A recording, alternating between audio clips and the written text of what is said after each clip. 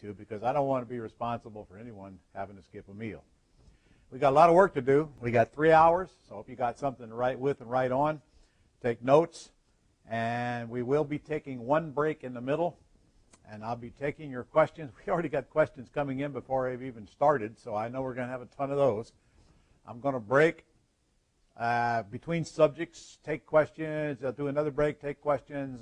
Good news is you can continue to ask those questions after the fact for 24 hours, and I'll get back to that here in just a second. Now, I must disclose, I am not an attorney. I'm not an attorney spokesperson. I will not be sending you a bill for any services rendered here today. So technically, you shouldn't believe anything I tell you. I'm not licensed to render legal advice.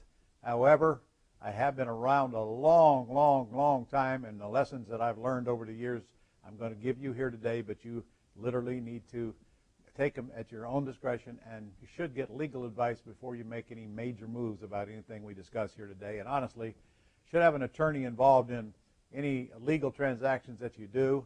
We're going to talk about land trust. You don't need an attorney for land trust. We're going to talk about IRAs. You certainly don't need an attorney for IRAs.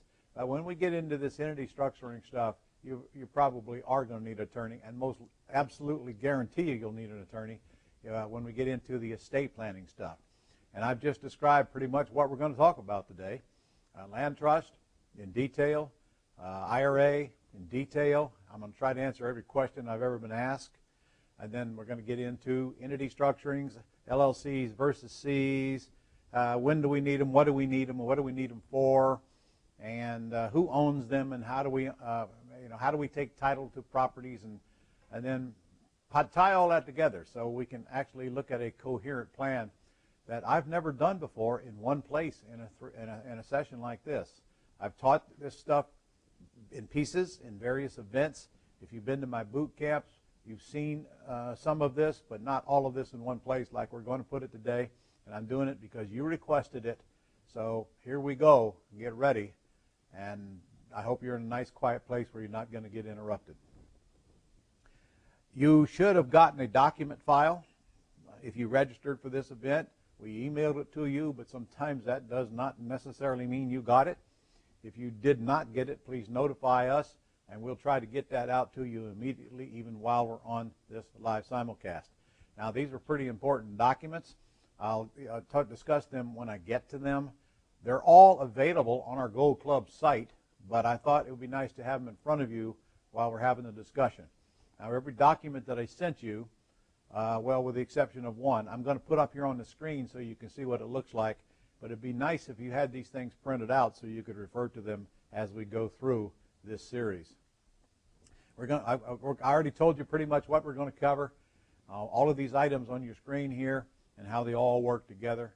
And this is a pretty good-sized job that I've tasked myself with, is putting all these pieces together, because you guys have a ton of questions on these entities. And look, I get it. I know. I had to hear this multiple times before I started getting it. I spent years putting it all together and figuring it out and constantly getting training, and a few sessions in the School of Hard Knocks figuring it out as well. So you get the benefit of all of those years of experience here today, and you don't even have to pay an attorney fee. All right, let's get started with land trust. We're going to get through the land trust, and then when it's over, if you want to ask questions, just put them up on your screen. The guys will orally give me the questions when I call for them at the end of this session. We have John Duck over here on the screen, or behind the scene, running the IT equipment. We have Nick Kovastas over here on the other side. So there's three of us sitting in this room here together. So we got plenty of brain power here waiting on you, so we should be able to take care of all your questions. Now, if I do not get your questions answered today on the live session, again, you have 24 hours to get them in, and we'll respond by email. So what are land trusts? Well, a land trust is nothing more than an entity to own a house. A land trust is a simple, very simple entity. It has an awful lot of advantages and actually no disadvantages. So we're going to discuss that here in a second, but it comes in two pieces. A land trust is a warranty deed to trustee and a declaration and agreement for trust.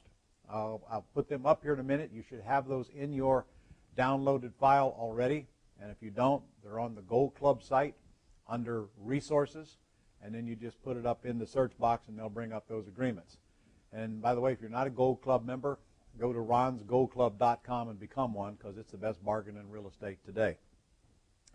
2 parts of a land trust, and very, very simple to do, as I'll demonstrate to you in just a minute. So why do you need one? Well, there are several good reasons.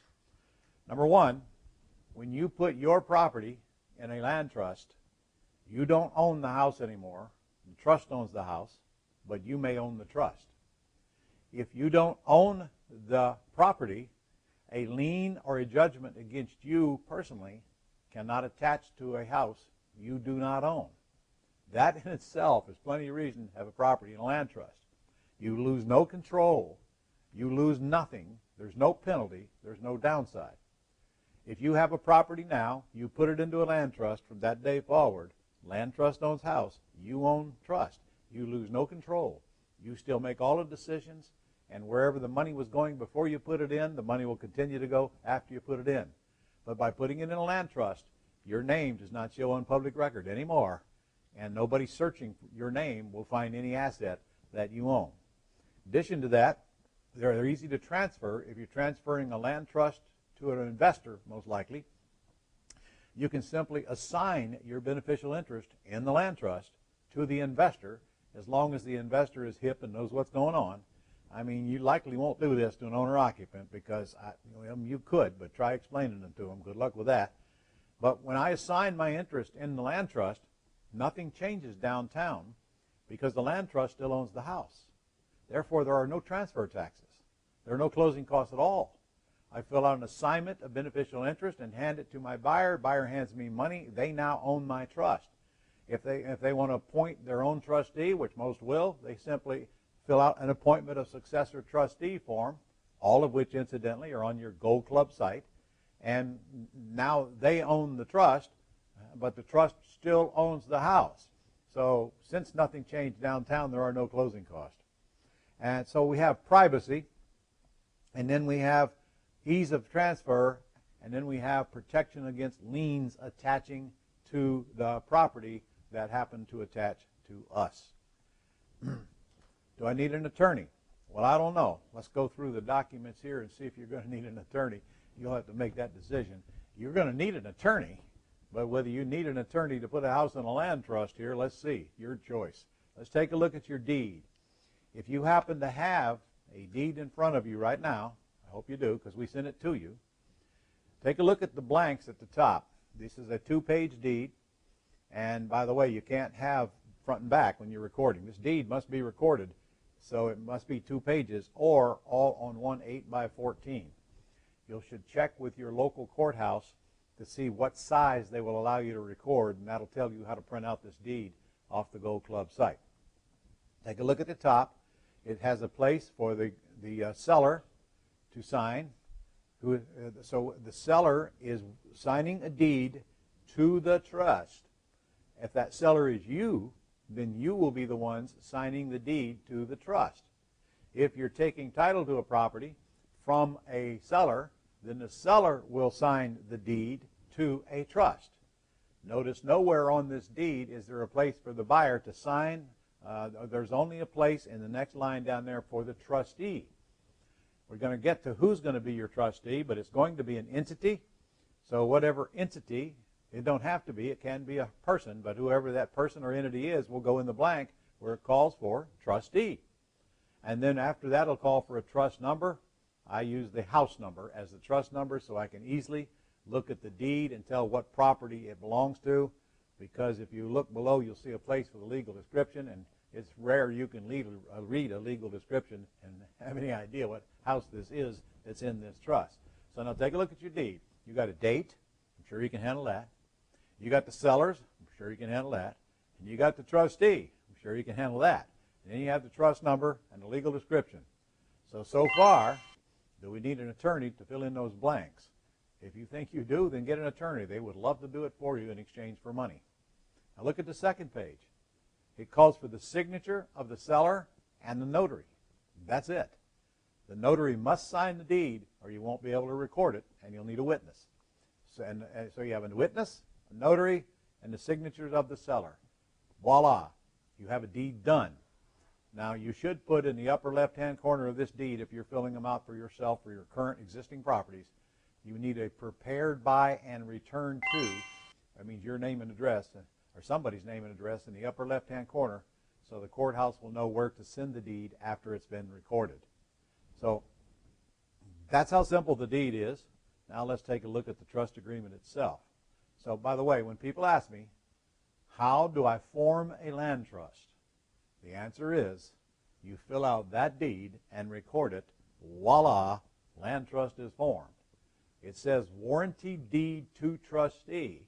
In other words, it recognizes on public record that a trust exists, but it does not explain anything about that trust or who's doing what, and that's what we're going to use our declaration and trust agreement for. If you'll take a look at it, it is equally as simple to fill out. It calls for the beneficiary and the trustee and the address of the property. And look at there, no more lines to fill out on that thing, no more blanks. Go through the whole document. It's all just words, nothing for you to do until you get to the end of it, where you have to put, you don't even need the notary page if you don't want it.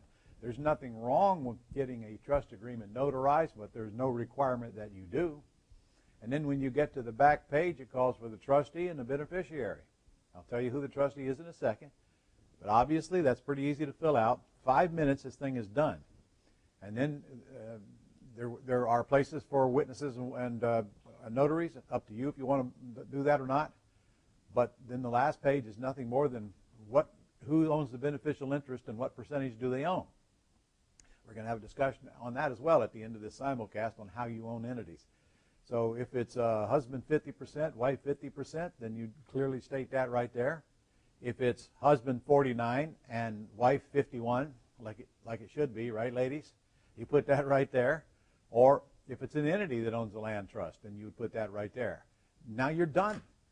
You filled out the deed, must be recorded, and you filled out the trust agreement. Remember now, you do not have a land trust until the warranty deed to trustee is recorded at the courthouse, which changes the title to the trust.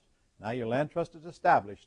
Now you go home and fill out the agreement, fill it out, and put it in your filing cabinet. Where did I say put it? In your filing cabinet. Therefore, no one on earth knows who the beneficial interest of the land trust is except you and whoever you may have had working with you to fill out that document. It goes in your filing cabinet at home, and it stays there until you get ready to sell the property, and then the closing agent who is transferring your property to someone else might want a copy of that trust agreement at closing, and if so, you just give it to him. What do you care? Because the minute you deed the property out of the trust is dead anyway. It makes no difference who the beneficial interest was. Now, I know you got every bit of that so far, right? There's no transfer tax when you're putting your house into a land trust. Well, there may be a little. For example, here in the state of Florida, I have to pay $7 transfer tax. It's $7 per thousand for transfer tax, so I have to pay $7 minimum tax to put my house into a land trust, plus the cost of recording. In Florida, it costs me about $20 to put a house into a land trust. Now, don't confuse that. If I'm buying the property from the seller, then transfer tax must be paid. But when I'm putting my own house in a land trust, there is no transfer tax. Should my home be in one? Well, I don't know. Let's think about this for a moment. In many states, like Florida, like Texas, if a predator were to get a judgment against you, and by the way, that predator could be the IRS, if a predator gets a judgment against you, it automatically attaches to the house if the judgment is in the same name as the house. If the land trust owns the house and you own the trust, then no judgment will attach to the house, even though it may be attached to you personally. In a couple of states that I know of, like Florida and Texas, even if they get a judgment against the homeowner who lives in the home, they cannot take the home for that judgment, unless they're a mortgage company who has a mortgage on it. But any other lien holder or predator, the home is off limits. However, that does not stop the judgment from attaching to the home, even though they can't take it. So ask yourself, well, what happens when I get ready to sell? well, then you become the stuckee, because you can't sell with that judgment on a house without satisfying that judgment holder. So very simply, if you have your own home in a land trust, then no judgment will attach to it. Therefore, you'll never have to face that issue. You're welcome. Is that reason enough for you to be here today? So, yes, your home should be in a land trust. By the way, when you're referring to this trust to an attorney, call it a grantor revocable trust. Grantor revocable trust. They may understand those words. In fact, if they don't understand those words, they're not a real estate attorney. So if I were you, I might want to keep looking. But some of them, in some states, still aren't up with the term land trust. Incidentally, this land trust thing started back in the Roman Empire days. We didn't make it up. We just continue to use it. It's nothing new, and it's in all 50 states for your information. So, yes, it works where you live. Well, what about the homestead exemption? Like Florida, we have a homestead exemption, which means the first $25,000 of our assessed value is tax-free, property tax-free. Like that's a big deal or something. I think that saves me $400 or $500 in real property taxes. But you don't lose the homestead exemption because you put your house into a land trust. You still live in the house. So the thing to do is to put right on the deed the following words. I have to write these down because I don't have them on a PowerPoint, and they're not in anything I sent you. And the words are, the beneficial interest of this trust resides in this home as their principal residence. The beneficial interest of this trust resides in the home as their principal residence. For the last 35 years that I've been doing this, I have in fact used those words on my deeds to my houses that I live in, and I've never had any issue whatsoever with the homestead exemption. I get it every single year. So yes, you can keep homestead exemption. Incidentally, if you're watching this and you don't really know who I am, just a quick history on me. I've been at this I'm in my 36th year now. Yes, I'm just that old. I've bought and sold well over 3,000 houses. I don't know how many, I quit counting many, many years ago. Still do to this very day. Have multiple businesses, have commercial projects in 9 different states at one time. And for all of these years, I've fought a lot of battles. I've learned a lot of lessons, and I've taken a lot of seminars in the School of Hard Knocks. And I got qualified today because of all of that experience. But again, I'll remind you, I'm not an attorney. But honestly, I'll go into debate with one anytime. Can the bank call the loan? The answer is no. When you're putting your home into a trust, it's for estate planning purposes, and the bank cannot call a loan due. In fact, there's a federal law that prevents them from doing so. It's the Garn-St. Germain Federal Depository Institution Act of 1982. It says that they cannot call the loan due. That's the same law that gave teeth to the due on sale clause, but it's also got exceptions in there, and one of those was you can put your home into a trust and they can't call it due. Another one was if you happen to be a second mortgage foreclosing on the house to protect your interest, they can't call the loan due just because title transferred to you. There are several other exceptions in there. Deed to a family member, they cannot call the loan due.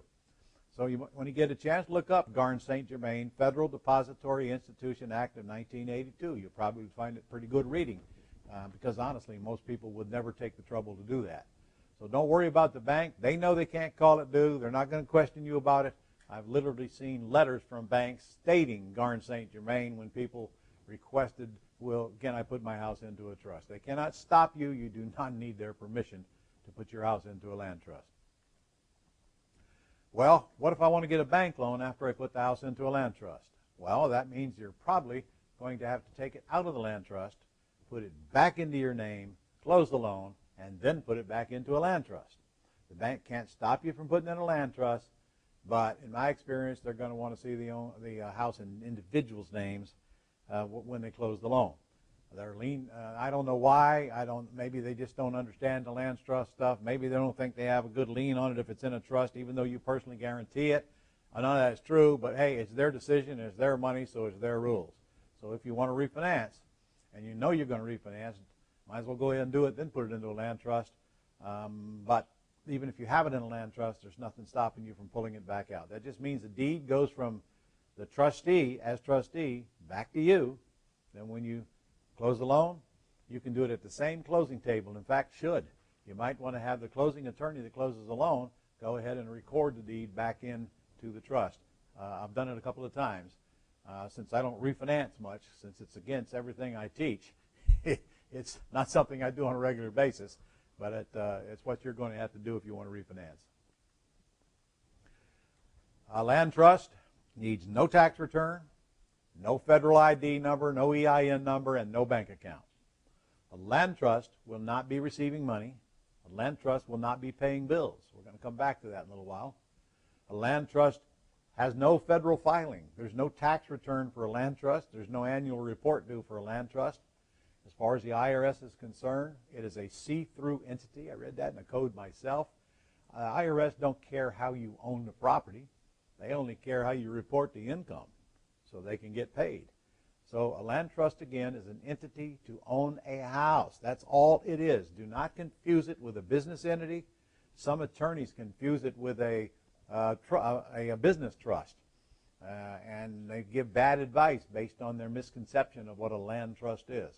Remember, it's a grantor revocable trust. Its only purpose is to take title to that house. No bank account. Well, who then pays the taxes? Well, it depends. If your LLC owns the land trust, then the LLC will have to file a tax return and account for the net operating income. However, LLCs don't pay taxes, so whoever the owners of the LLC are the ones that will wind up paying the taxes. So if you own it in an LLC, you'll pay the taxes. If you own it in your name, you'll pay the taxes. If you own it in your name, it'll show on your tax return on a Schedule E. If you own it in an LLC, the income will show on a K-1 for the LLC. A K-1 is a one-page report that your CPA will do that is the summation of your LLC's profit and loss. It's one page.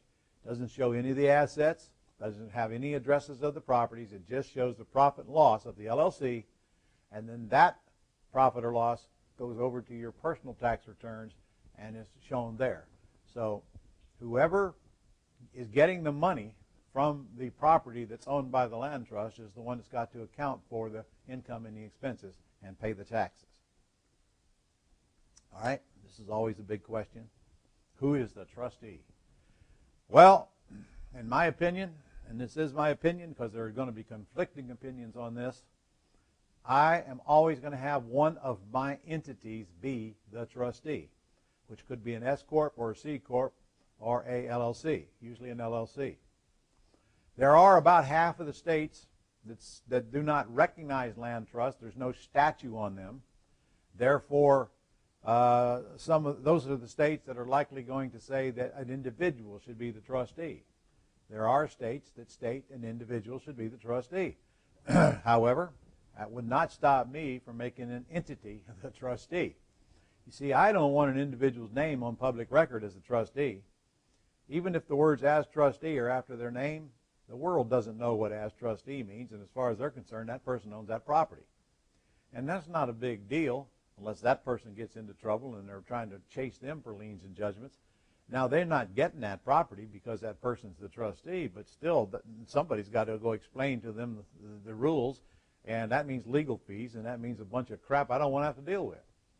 So I always make the entity the trustee, and it's an entity I own. I've never had any trouble finding myself and having myself sign as president of the trustee. I don't have to worry about anybody else in my business, and I don't have to worry about anything that I do affecting that trustee.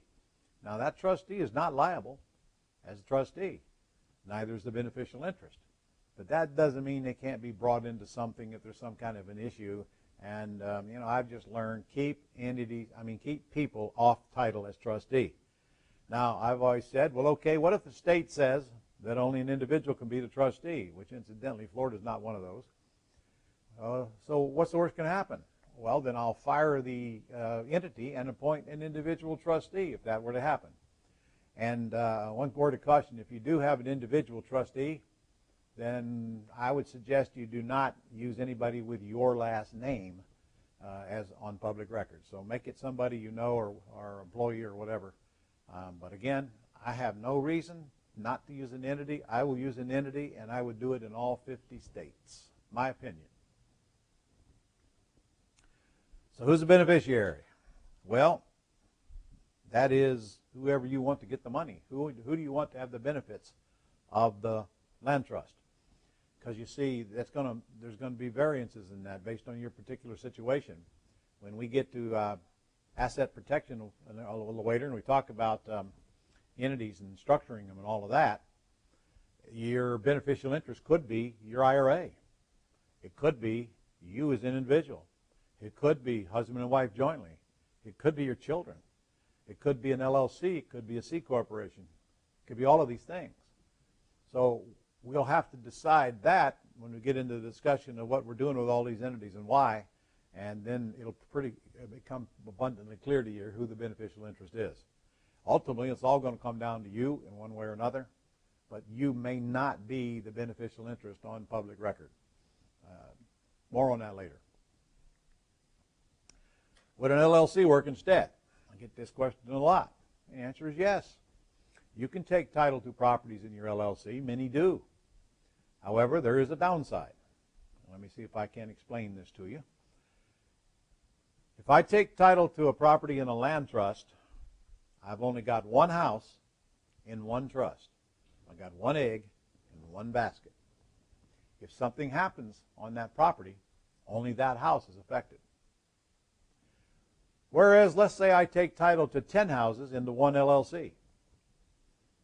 If that LLC is on public record as the owner of that property, and let's say 2 children die in a fire because the smoke alarm didn't go off, and you get sued, and they get a judgment well and beyond your insurance coverage, which, by the way, isn't very much. You might want to take a look at your insurance policies on your house, and you'll see they're not going to go very far. And any major catastrophe like that, they're not going to cover you if you lose. So if the LLC owns a house, and here comes a $2 million judgment against the LLC, well, it's going to exceed your insurance coverage, so the judgment now attaches to the LLC, and everything in it is at risk. If a judgment against the LLC, and there's 10 houses in the LLC, you could easily lose everything you worked for your entire life because of that one strategic move. I want one house in one trust, one egg, and one basket. If I have 10 trusts and something happens on one of those trusts, I might lose that one house. But nothing that can happen on that one house can affect those other 9 houses, or in fact affect anything in the LLC, even if the LLC owns the trust, because the owner of the trust is not liable for anything. The owner of only the trust itself is liable because it owns the house. Not the trustee, only the trust. So the worst can happen is they take whatever asset is in that trust. Now, some attorneys, believe it or not, I've gotten advice, or I've gotten students who told me they got advice from their attorneys to put, one LLC for one house. Really? Come on. Do you really want to pay one annual fee for every house? Do you really want to file a tax return for every house you own? Because an LLC requires a tax return. I mean, that's incredibly dumb to me. 10 land trusts, 1 LLC, 1 tax return, 1 annual fee, 1 EIN number, and only 1 egg in 1 basket. Hope you got that. But my attorney says it won't work here. Well, I certainly don't want to dispute your attorney's advice, but he's dead wrong. It works in all 50 states. What your attorney might mean is he can't find any statute concerning land trust, so therefore it doesn't work here. That's what I find most common. Or your attorney hasn't done his homework, figure out that it's a land trust, not a business trust, like a Massachusetts business trust. None of those things. And it works in all 50 states. Now, it will not work in Canada, so if we got any Canadians watching, land trust won't work there. You're going to take title in your LLCs. The only downside is the ignorance from the professionals. There is no downside to land trust. There's none, except sometimes you might have to work with folks who don't clearly understand them. Now look, I'm okay if the land trust thing is creating so much havoc for you and people don't want to work around it, then take title in the LLC. I mean, it's not going to end the world, but I can tell you it's not something I want you to continue. Because if you have people that are closing for you that don't understand what a land trust is, my advice to you is go find the people that are better suited for your closing agents instead of trying to change your whole business model around their ignorance. So closing agents that close real estate deals day in and day out pretty much know what land trusts are, but I'm not telling you all. They all do. Again, grantor revocable trust, and you might get their attention. So up to you. But there's no short supply of ignorance out there, and there's nothing I can do to help you on that except tell you, go kiss another frog. Go kiss another frog. You can't make people do what they're not going to do. You're not going to educate your attorneys. They're not going to listen to you. And frankly, I think you just need to move on. Go find somebody else. Probably won't even have a problem, but just in case you do, don't take it to heart. It's not your fault. And believe me, it has nothing to do with land trusts except whoever you're talking to doesn't understand them. Or what if somebody convinces me that I've done something evil? I put my house into a land trust and now I can't sleep at night because I've listened to the opinions of others. Well, if it's that bad, if you deeded it into the land trust, just have the trustee sign the deed back to you.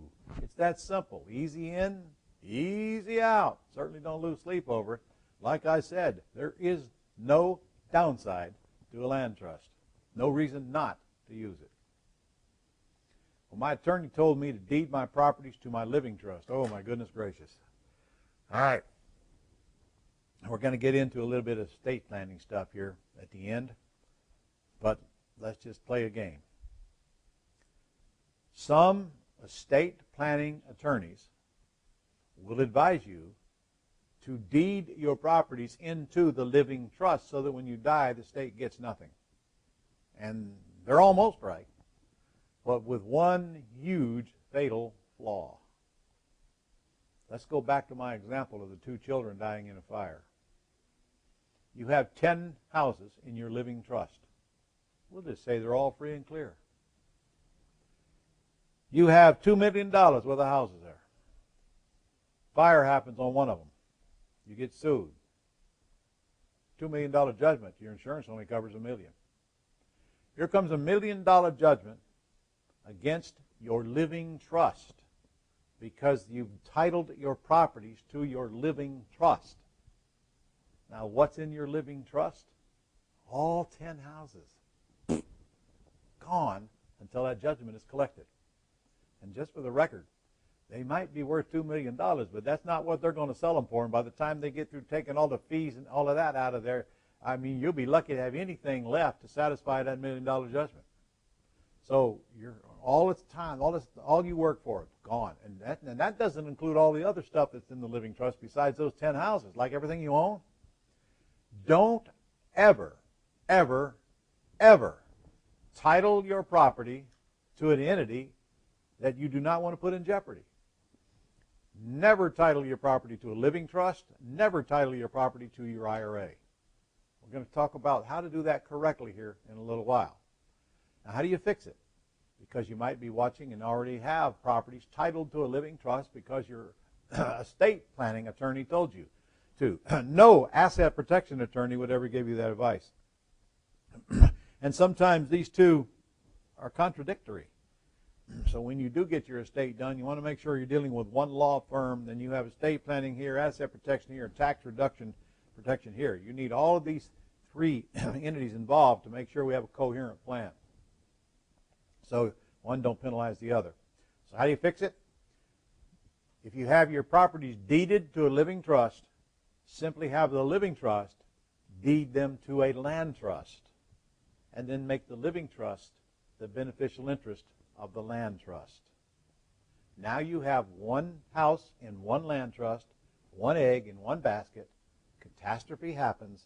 That house is gone, but everything in the living trust is protected. Hope you got that. If you don't, I'm sure I'm going to get a question on So it's not a good move to put your houses in a living trust.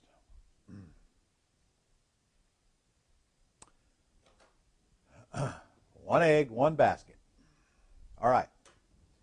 That is the end of my land trust presentation, with the exception of all of the questions that John is about to read to me. Am I correct, John, or Nick? Huh? All right.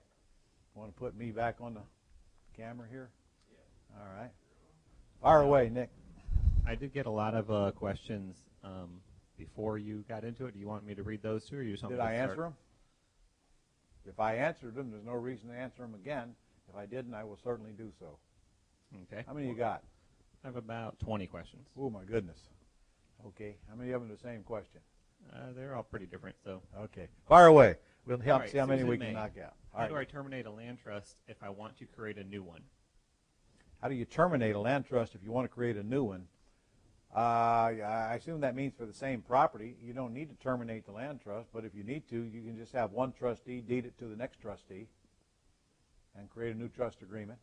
Or you can assign, like I said earlier, you can assign the one you have to another beneficial interest, and that beneficiary can change the trustee. Either one will work. Okay. Donald Wong. Question: for our personal residence, should it be treated like a rental property? In No. other words, No. deed it into a land trust and a LLC as a No, beneficiary? no. You do not need an LLC involved in your personal residence, Donald. Be careful. When you go back and forth, if you do anything other than a land trust, you're going to create a taxable event here, and I don't want that to happen by accident. All you need is your house in a land trust. I wouldn't not even have an LLC on that land trust. I'd have you and your wife on that one, and I'll tell you how in a little bit. Okay, another question from Donald. For existing rentals where we are on title in our living trust, does it still make sense to deed it into a land trust when the tenants already know we are the owners? That makes no difference what the tenants know. The answer is absolutely yes. I just answered that one. I would not have a house deeded to a living trust under no circumstances. Okay, this question is from Joe. A land trust is revocable. What keeps a grantor from taking the house out of trust? Or if they have to go to a nursing home, what would keep the state from selling the home before Medicaid will pay? Okay, that's a couple different questions. The grantor is the seller. The seller cannot take a house out of a trust. They have nothing to do with the trust. Once they sign the deed, their powers are gone forever. What would take the state from taking the home? Nothing, if they find out that the elderly person is the beneficial interest. However, if the property is put into a land trust and that elderly person is not the beneficial interest, or that elderly person is assigned their beneficial interest, then it's nothing that the state is going to be involved in. Of course, if you report that to the nursing home that mom or pop owns that house, then obviously the estate is going to want to probably take it in lieu of fees. The best thing to do is to get that planning done several years before elderly person has to go into assisted living, because those laws are different state by state. Not hard to find out. But getting the property out of the parent's name is always a good idea. Okay. Kai asks, on land trust, how should we deal with homeowner insurance on subject to deal? Homeowner insurance, you should deal with the company that we refer you to, which is what? Do you remember? NREIG. No, they changed their That name. one? They changed their name. We'll get you that. Anyway, the insurance company we use will cut your premiums in half, and they could care less how you take title to the property. Now, what I do, because I used to have insurance with State Farm, when I bought a house, I just tell them to insure me, because in reality, I was the beneficial interest, so they are insuring me. But that's a question you should ask your insurance agent. I want to take title blank. How do you want me to report it? Okay. Question. Will you get me that insurance company's name and phone number? No, they've changed their name, though. Okay. Joyce says, I have a reverse mortgage on my home. Is there a way to still protect me with an IRA? Joyce, your home and your IRA have nothing to do with each other. I'm about to get into the IRA questions. And remember the rules about questions? Wait till I get through the presentation, and then we will discuss answer the questions, but I'm probably going to answer them anyway. You cannot own your home that you live in your IRA. And in fact, your IRA cannot have anything to do with you personally at all. You can't make any money from your IRA, except when you get ready to draw it out. Okay. Steve from Maryland asks, what is the approximate cost and best practice or best place to form a company and LLC for best protection? Well, we should probably table that till we get to the LLC section. Okay. Another question from Joyce. Upon retiring from work at the hospital, I have rolled my Edward Jones account into an IRA. It's an IRA question. You want to wait till? Wait till we get to the IRA All right. question. I'm going to answer that one, yes. All right. John says, should I move my current house and cars to an LLC? You should move your current house to a land trust. You should probably not move your cars at all unless you want to pay sales tax. Later I'll talk to you about owning them in a personal property trust, but remember, if you already own them, you're going to have to pay sales tax to transfer your cars, unlike transferring your houses to a land trust. All right, Les asks, what are your thoughts about incorporating in a state that does not reveal ownership to the public for privacy issues? Another one we should answer when we get to incorporations. Okay. John, I am in Texas. Does my LLC need to be formed here? I think it's $300. You can have an LLC in any state that owns property in any other state. So that's entirely your choice. All right, Michael, my warranty deed to trustee has my name as the Conley Family Trust.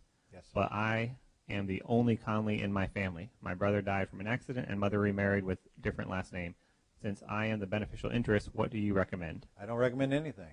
It makes no difference how many people are in the Connolly family. It doesn't change anything. The company is REI Guard. There you go. The insurance company guys, you all ought to write this down now. Very important. They insure only non-owner occupied, and trust me, they'll cut your premiums to heck and back, and they could care less how you own the house. REI Guard, REI Guard, and they can be reached. And REIG.com, so they're still using the old name. And REIG.com. Is there a phone number? And REIG.com. Okay. Anyway, you can find them. Tell them I sent you. Maybe they'll send me some flowers or something. Okay, go. 888-741-8454. That's a pretty valuable number to you. 888-741-8454. All right, go ahead, Nick. All right, Richard says, please explain the unique aspects of taking a property in a land trust in Pennsylvania. In Pennsylvania, you can take properties in a land trust as well. They used to treat them as if they were an LLC. I understand they do not do that anymore. So they're just as valid in Pennsylvania as they are in any other state. Okay. Emilio. Treat them as LLC, by the way, just meant you paid an annual fee, which kind of turned people off. All right. Emilio asked, there are no transfer taxes if it's my own home? That depends on the state you live in, Emilio, but if they are, they're very, very minimal. Correct. All right. Gary asked, what amount of consideration should be put into a warranty deed to trustee? Is it the actual purchase price? There is no, the $10 another good and valuable consideration is what we always put in any deed for that matter, not just a warranty deed to trustee. Michael says, if a LLC is a beneficial interest, will homestead still work? Homestead, well, LLC should not be the beneficial interest of your home. All you need to do is put you and your spouse on that as beneficial interest. But honestly, homestead is how you report it to the city anyway. And every year you'll get a card, and the card will say, if you're still living in the house, don't do anything. If you aren't, turn in the card. So the city's not going to go check. And there's no way they could check who the beneficial interest is. But that's not really the important part of your question. You don't need an LLC to be the beneficial interest. Okay. Christina asked, does a LLC as trustee need to be bonded and insured? No, absolutely not. Let me go back to that question in a minute because I didn't answer why. If your LLC is the beneficial interest of your home, you very well could lose all the benefits of being a homeowner. In other words, the protection. Many states have good protection against homeowners, and you don't want to give up that right to be the homeowner because the LLC owns the trust that owns the house, not you. All right. Donald asks, if you have multiple land trusts in one LLC, will a lawsuit knock out all the assets or put them all at risk? A lawsuit against one of the land trusts will not affect everything else in the LLC because it's the beneficial interest. It'll only affect what's in that land trust. That's one of the big reasons for doing this one egg, one basket. All right, that was the last question I had before I started taking questions. Then a bunch more came in after that. You want to do those now, or? Oh, let's see how many we can hit here. All right, I'm trying to see where we left off here. That was it. Donald's question. All right, here we go. So that I understand, if someone sues my land trust, which is an LLC, and the beneficiary is a different LLC that owns more than one property, the judgment can only be applied to the one property. I think we just answered that, right? Well, first of all, if somebody sues your land trust, that has nothing to do with your LLC. So I don't understand your question. An LLC is not a land trust. They sue your land trust because it owns the house. They're still going to sue you, too, if you put them in the house. So the idea here with asset protection is not to try to hide everything. It's to make sure they can't get it if, in fact, they do come after you. So believe me, you're not going to hide who the owners are. You get called in for a deposition, and they're going to find out who the beneficiaries are. Land trust is not a device to keep people from taking your assets, because if they find out you own the trust, they'll take the trust. It's a device, however, for privacy, so they don't even know you own that asset unless they really start digging deeper, and by which time you could easily not own that asset. Since the land trust agreement is in your filing cabinet at home, you're in control of who the beneficial interest is. All right. I use my home as a personal guarantor before I put it in a trust. Yes. Can I still be liable? You are liable. Putting it into a trust does not change your liability in any way, shape, or form. Regardless of who owns it, the bank still is going to come after you if that debt is not paid. I regularly get insurance premium returns payable to my land trust. My bank won't allow me to deposit them. What do you recommend? I'd tell the insurance company to pay them directly to you or pay them to your land trust or you, and work that out with the bank. And they might require some kind of written affidavit, and they might even require a copy of your land trust agreement showing you have the right to make that decision. So what? Give it to them. All right. Fernando asks, going back to what you said, don't take title in an entity you don't want to risk. Would this include a self-directed IRA? Can the IRA own multiple Under no properties? circumstances do you ever take title to a property in your IRA. If your IRA shows on public record, I'm going to personally hunt you down and harm you physically. Never, ever put your IRA on title to anything directly. We're going to cover that later. All right, and then I think Fernando's confirming what parties are included in the trust agreement. Grantor being the seller. About an hour and a half will tell you. Okay. Okay? Or whenever we get to it. Next question. Oops. Sorry, trying to catch up here. All right, John, where is the mortgage payment sent to if my house is in a trust?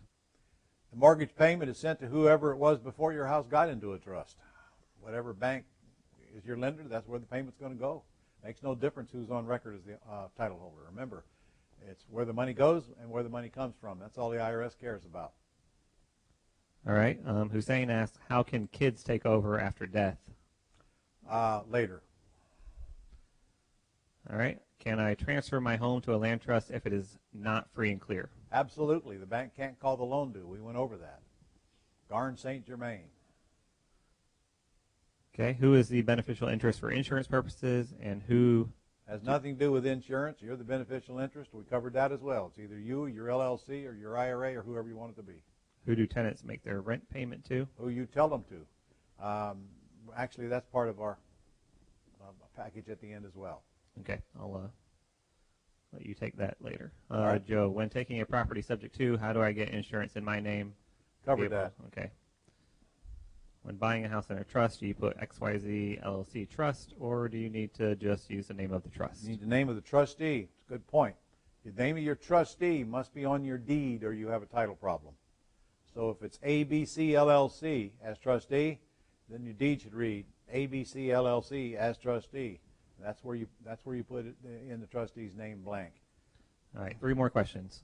Mark, when I move my house from my living trust and deed it to my land trust and have who/what as trustee? If you take it from your living trust to your land trust, any entity you have can be the trustee. Okay. Zoe asks, I borrowed money for a business and signed for it as a personal guarantor. Now I'm selling the house and there's a lien on my property. Is Yes. this possible even though it's in a trust? Absolutely. They'll put a lien on your property as additional collateral for that loan you got for your business. That has nothing to do with how you take title. Putting it into a trust is not going to change those liens. It's not going to affect their position. You're going to still owe them the money until you pay off that debt. All right, and last question for now. Do I have to get permission from bank? No. I have a mortgage to put personal house in a land You trust. do not need a permission from a bank. They'll tell you that if you write them. They understand Garn St. Germain. They have no control over it. All right? Can we move on? All right. Then let's get into the IRA section. The IRA section is a very, very important section right here because, frankly, this is the only gift that you've got that you can actually make money tax-free. The IRS has given you this glorious thing called a Roth IRA, and frankly, I don't see enough people using it, even though I pound it into them and pound and pound and pound and pound and pound and pound and pound. By the way, if remember at the end, and I'm going to send you the link to download all these PowerPoints, so if you tuned in late, you're going to get all this stuff dropped into your lap when it's all over. All right, so there are actually several types of IRAs, but we're going to discuss two of them, a Roth and a traditional. A traditional means you can grow tax-free before you take the money out, but when you take it out, you'll have to pay tax on it at that time. A Roth means you grow it tax-free, and when you take it out, you never pay taxes on it. So I'm going to give you a minute to decide which one of those you like the best. Let's see, taxed or no taxed. The answer is a Roth. In my opinion, I don't know a single reason why anybody should have a traditional. A Roth is, anybody can qualify for a Roth. A Roth is tax-free, and if you don't have a Roth, I'll tell you where to go get one here in just a minute. Let's look what happens to the money when it's taxed versus tax-free. Here's an example. Let's just suppose that you invested $100,000 a year outside of your IRA, and you paid taxes on it, on the gain, every single year, and then you invested the rest. And invest $100 a year now, so over a 10-year period, you're actually investing $1 million. And I know, hold on a minute, I'll tell you how to get the 100 to invest. But you're keeping it out at 15% annual rate of return, so your principal plus whatever's left after taxes is growing at 15%. I'll also tell you how to make that happen as well. Outside of your IRA, as you can see, in over a 10-year period, that total of that million is worth $2.4 million. Not bad. Put in a million, get back 2.4, at 15% interest, or 15% annual rate of return. But now let's just say that we take that same $100,000 and we invest it from our IRA, and we never pay taxes on the gain. So our IRA invests $100,000 a year, gets at least a 15% annual rate of return, but now there's no taxes, so it invests all of the return, and it continues to do that over a 10-year period. Inside the IRA, outside the IRA, outside is worth 2.4, inside it is worth $10,924,000. So I'm going to give you a minute to decide which one of those you'd rather have at the end of the 10-year period. And what is the difference? The difference is taxed versus tax-free. That's the difference. So it makes sense to me that we ought to do everything we can inside of our Roth IRA and never pay taxes legally with this gift that the IRS has granted us, called a Roth IRA. If you don't have a Roth, this is the company that we're currently working with, Quest IRA. They're out of Houston. You'll see the contact information on your screen there. My Roth is with Quest, and they are a good company to work with. Sometimes they're a pain in the neck, but all of these third-party administrators are a pain in the neck because they have to comply with IRS code. So honestly, I don't care who your administrator is or your custodian, as they call them. I just know that we found them very easy to work with, and so they're as good as any. So if you need a custodian, go to Quest, fill out a form, voila, you got an IRA. You know, you don't even need money to open an IRA. Some people think they have to contribute $6,000 to open an IRA. Not true. Open an IRA, put $100 in it. You got an IRA. In a minute, you'll see how we can take that 100 and grow it very, very, very quickly. So, can you use your existing IRA? Sure, you can. If you have a traditional or if you have a Roth, You can do everything that I'm talking about here in your current IRA, but remember now, if it's a traditional, when you take it out, you're going to pay taxes on it. So we'll talk about transferring here in just a second. Yeah, you can use your current IRA. So here's some questions. Question number one, who can qualify for a Roth? And the answer is anybody living. Because a Roth has no age limit like a traditional. I can open a Roth at 99 years old if I want to, and I never have to take the money out. With a traditional, I can't open a Roth after 59 and a half, after 70, and I have to take the money out after I turn 70 and a half. And on top of that, I can pay taxes on it. Now, hey, I get to write off my pathetic contributions along the way, but big deal. Now, guys, you're about to learn your contribution is pretty much irrelevant to the growth of your IRA. It is not about your contributions at all. It's about what you do with your IRA once you get it open. All right, next question. So why isn't my profit considered a contribution? All right, this is the big one here. You've got to make sure you grasp this. Some people are under the impression that $6,000 is the most you can have in your IRA in any 1 year. It is true that's the most you can contribute to your IRA.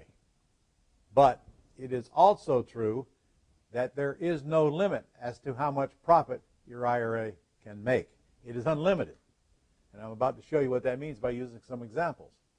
So I can only contribute $6,000, but I can make $1 million a year if I know how to do it inside of my IRA. Tax-free, not tax-deferred, tax-free. I hope this is coming across to you. Let me give you some examples. Here's a little townhouse that I currently own.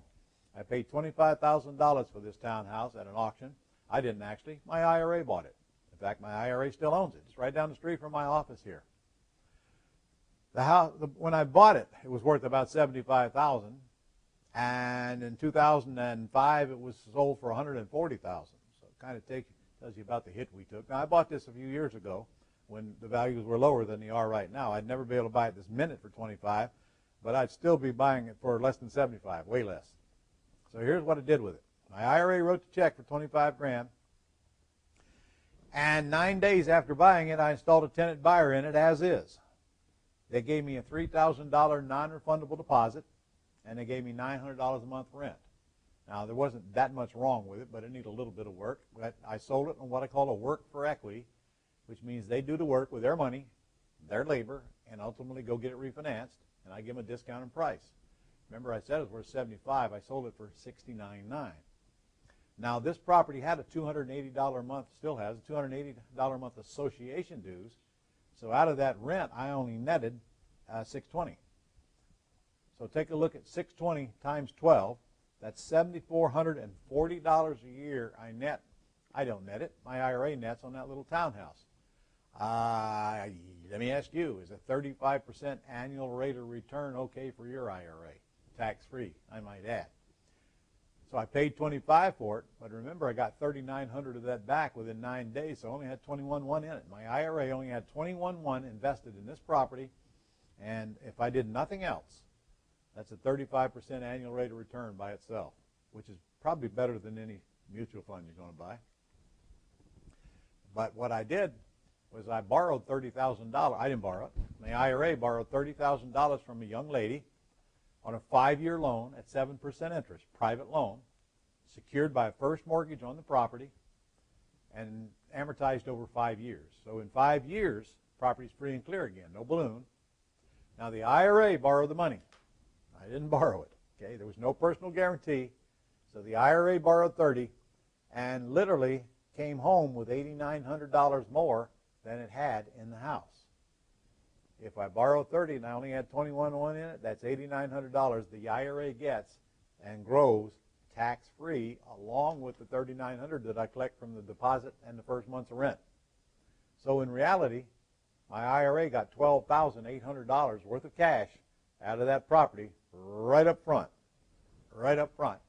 and does not have a dime in it. But Ron, my IRA doesn't have $30,000 in it. Well, A, you should go to work fixing that right away. First, you got to get an IRA, and then you got to do a real estate deal or two. Next thing you know, you're going to have $30,000 in your IRA. But just suppose you're starting right now, and you just open an IRA, and you put $500 in it for this year's contribution. all you have to do what I just did is to close the loan and the purchase at the same time, like you would normally do. Normally, you would close the purchase for $25,000 and close the loan for $30,000 at the same closing table. That's what we do outside of our IRA. We come home with a check. Well, you could do the exact same thing here using a private lender, which is the only lender you're going to use for your IRA because you can't guarantee the debt, and neither can your IRA. So by using a private loan, we literally can buy the house, fund the house, come home with a check on the same day. Coming home means it goes into your IRA. Just remember, it has to go into your IRA. You can't be taking money out of this transaction if your IRA is involved. More on that later. So I don't look at that as a house. I look at that as a mutual fund is the way I look at it. Now here's some numbers that here's the rest of the story. I bought that little townhouse 4 years ago. Okay? In that time, I've collected $43,200 worth of net rent out of that house. And I'm on my third tenant buyer. The first one put up $3,000, the second put up $4,000, and the one that's in there now put up $3,000. Sooner or later, maybe somebody will buy it. I honestly don't care. In fact, I hope they don't. Because as long as that property sits there, my IRA is churning and burning. So far, my IRA has already collected $53,200 from that house I paid $25,000 for, and I still own it. And in about a year, it'll be free and clear again.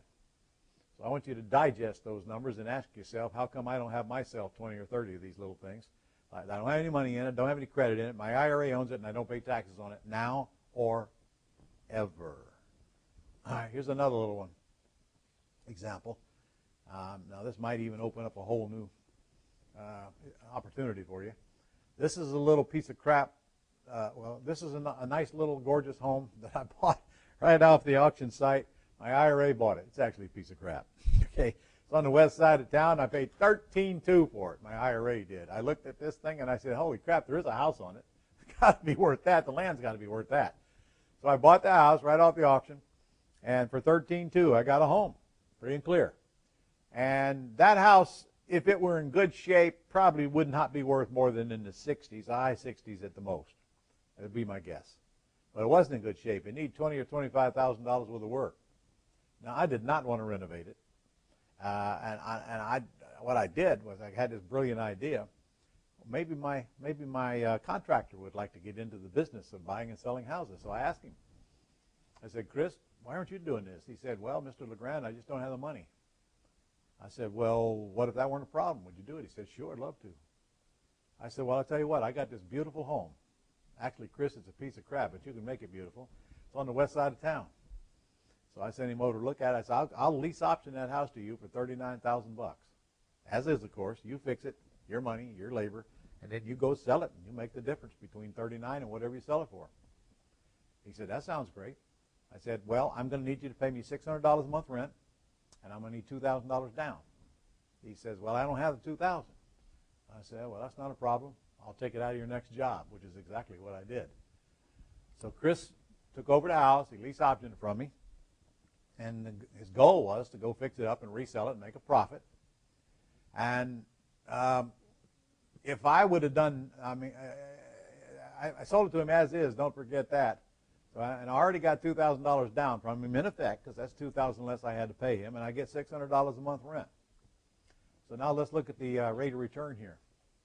Based on those numbers, I'd only have $10,800 in the house, my IRA here. Again, this is all my IRA. So that's a 50% annual rate of return. On a $10,800 net investment, that's pretty darn good. So if I didn't do anything else, would that work? Yes, that would work. Okay. Now here's the rest of the story. Chris has been in that house for 50 months, paying me $600 a month.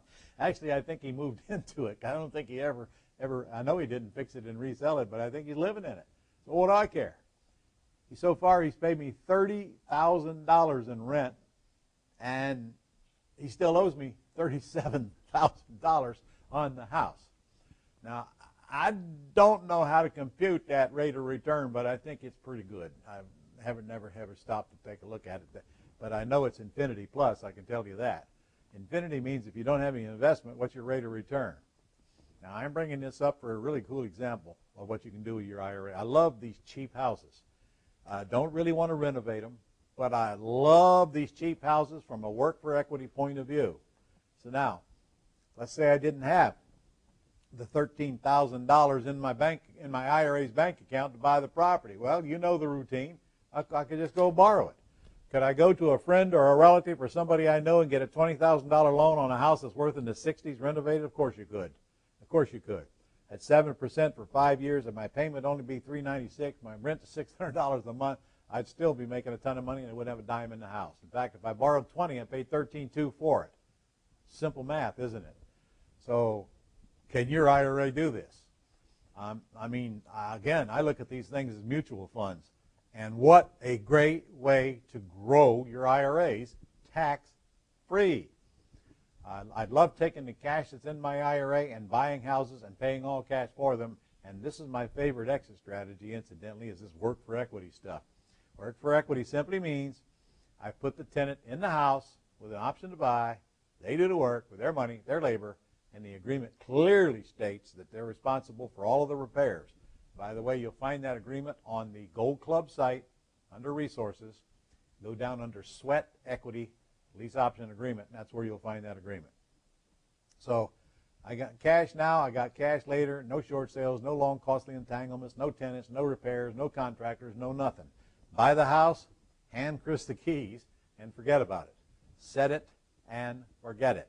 My IRA is doing very well on that little piece of crap that I bought for $13,200. By the way, Chris has already paid for it 3 times. But Ron, that will trigger UBIT. Well, yes it will, sort of. What is UBIT? UBIT is unrelated business income tax. Anytime you buy a property that comes with a debt, or you create a debt, like I did on these last 2 houses by getting a private loan, and then you sell that property, you trigger UBIT. And UBIT means that the taxable gain on that property is going to be taxed at your current tax bracket the year that you sold that property. So just keep in mind, if it comes with debt or you create debt, you trigger UBIT. Unless, I'll give you an exception here in just a second. In other words, if you take over a property subject to, and then you sell it, you're triggering UBIT. If you buy it with owner financing, you're going to trigger UBIT. If you get a private loan, you trigger UBIT.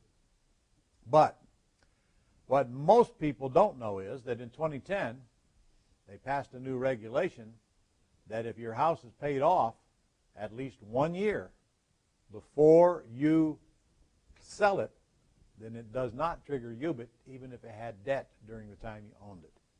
So keep that in mind and think of my last 2 examples. First one I showed you, that house will be paid off by about another 8 or 9 months. So if I don't sell it for until a year after that, no UBIT. And there will be a lot of UBIT on that one because there'll be a lot of capital gains. No taxes, though. This little piece of crap I just showed you, I don't think Chris is ever going to buy it. But I know it'll be paid off long before he does. In fact, I'll see to it. And he'll move out, and I'll put somebody else in it. And on both of these properties, I'll probably own them when I'm dead. And then they'll go to my wife, and then she'll do whatever she wants to do with them. But there won't ever be any taxes. But the reason there won't be any taxes is because they're in my IRA. But even if that weren't true, in this case, there wouldn't be any taxes until somebody sells them.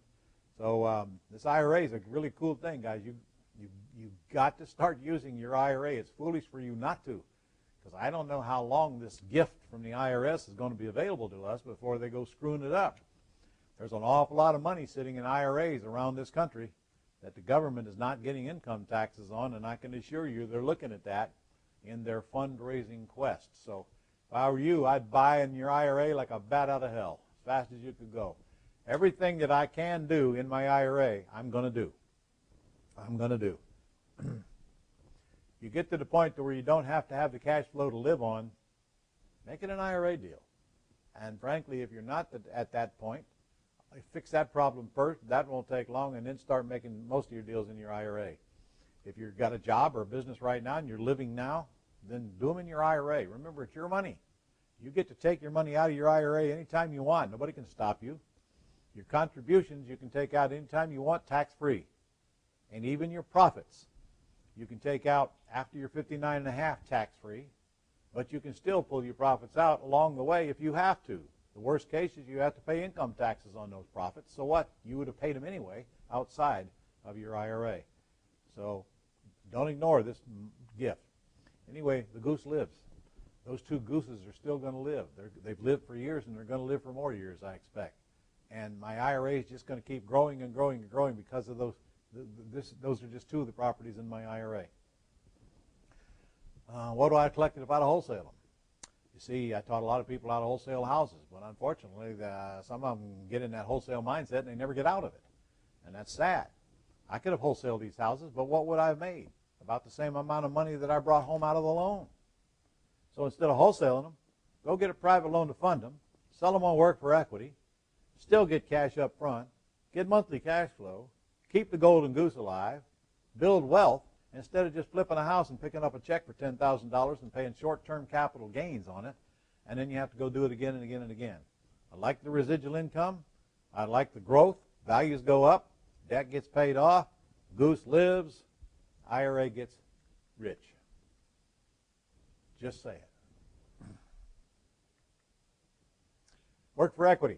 That's my favorite exit strategy because I don't touch the houses. Work for equity applies whether I'm buying a house subject to that needs repairs. I put a tenant buyer in them subject to as is. Cut them a break on price. If I'm buying it with owner financing as is that needs repairs, same thing. If I'm paying cash, needs repairs, same thing. My first exit strategy, my favorite, is work for equity.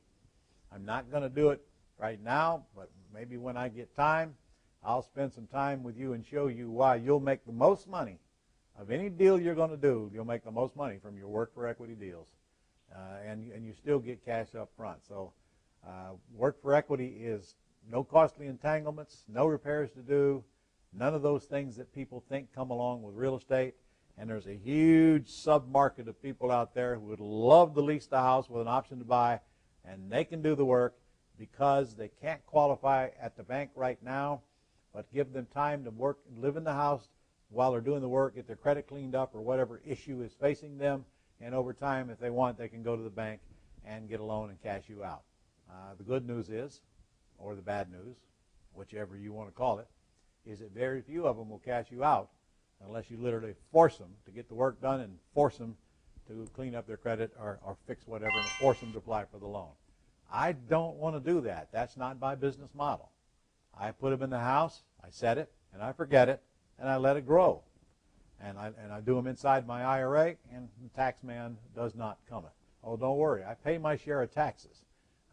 In fact, sometimes I feel like I'm supporting the whole country by myself.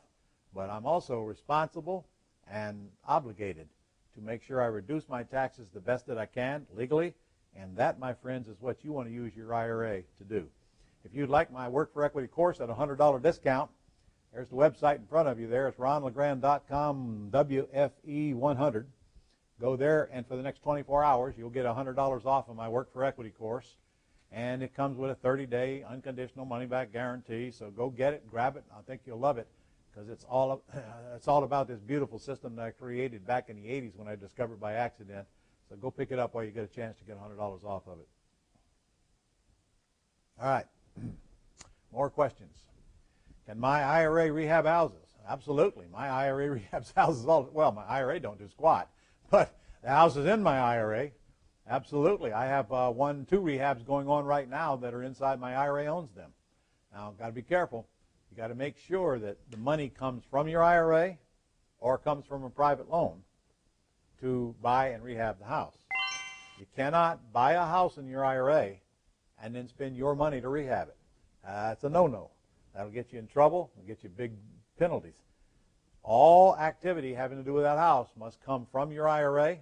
So if your money's not there, again, you can borrow a private loan secured by the house. Your IRA can borrow it, not you. But all the money must go through your IRA that has anything to do with that house. You can't write 1 penny check out of your own account for that house. And you can't get paid 1 penny for any part of that IRA rehab when that house is sold. Just remember this very clearly. You cannot get personally compensated for the activities of your IRA, except, of course, when you get ready to take money out and retire. I think I just said that one. Okay. Well, what about owner financing and subject to deals? Yep, you can do them all in your IRA, but remember, what happens when you take over debt or when you create debt owner financing? It's UBIT. Now, I'm going to tell you how to fix that in a minute, but before I tell you how to fix it, let's consider this. Even if you had to pay income taxes on the sale of that property because it was in your IRA and because it came with debt, wouldn't it make sense to still do it in your IRA?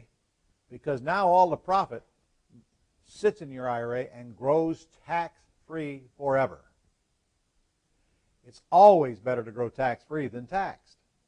So if you got to pay taxes outside, might as well do it inside, pay taxes, because you still get the benefit of it for the rest of your life tax-free. However, you don't have to do it and pay taxes on it. Now, if you do a rehab job in your IRA, let's say I'm buying a house, I'm funding it with private money, and I'm repairing it, and then I'm retailing it out for cash out, you will pay taxes on that, and there's no way to get around it.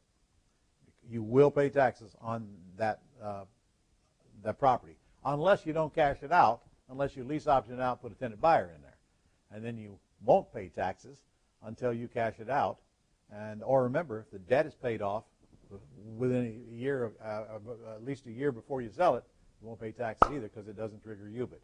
But you need to understand UBIT and what it is and when you're going to get taxed and when you're not. Remember this also. No matter what you do in your IRA, with or without the debt, until you sell the house, it's all irrelevant because there is no tax until you sell the house from your IRA. So, said that. Okay, well, what about lease option and axe deals? All right, if you're a little groggy right now, I hope you're listening to this one because this will keep you from paying a lot of taxes if you get it. Watch this. Let's say I'm lease optioning a property from a seller, has a $350,000 value, but it has a $295,000 loan on it, and the payment is $1,582 a month. I'm buying the house for what's owed on it. The seller says if you'll have it for what's owed on it as long as you take over the debt. I agree. However, I don't buy the house. I lease it with an option to buy from the seller because I intend to do this deal in my IRA. Remember this. If you take title to that house and do the deal in your IRA, when you sell that house, you're going to pay UBIT. But if I do not take title to that house, as there's no debt created, it will not trigger UBIT. Knowing that, I'm intentionally not going to take title to it. I'm going to lease option it from the seller and sandwich lease it to a tenant buyer. So I lease option it from the seller. I install a tenant buyer in the house at $369, collect $50,000 non-refundable option deposit, or whatever that number is, and $2,500 a month.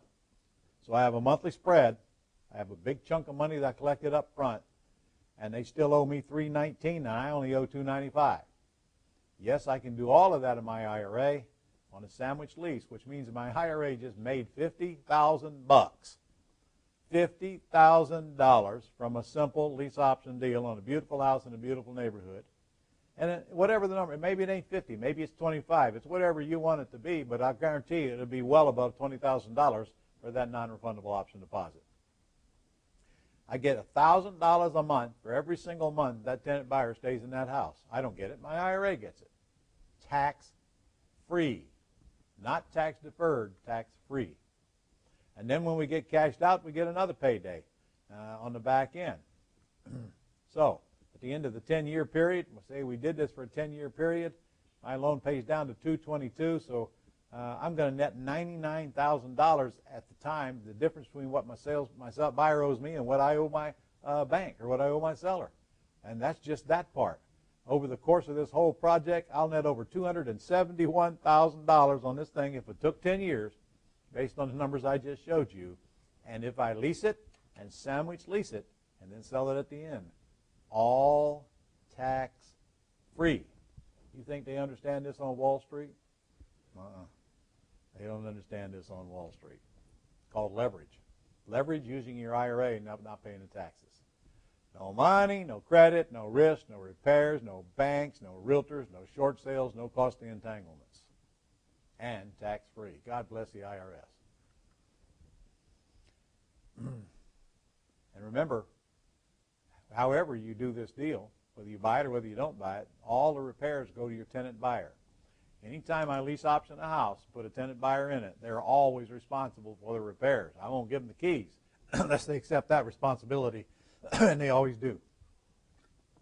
It's a condition of my option agreements that they do their own repairs. On a beautiful house, I'll give them 30 days. I'll warrant the systems. After that, they're on their own.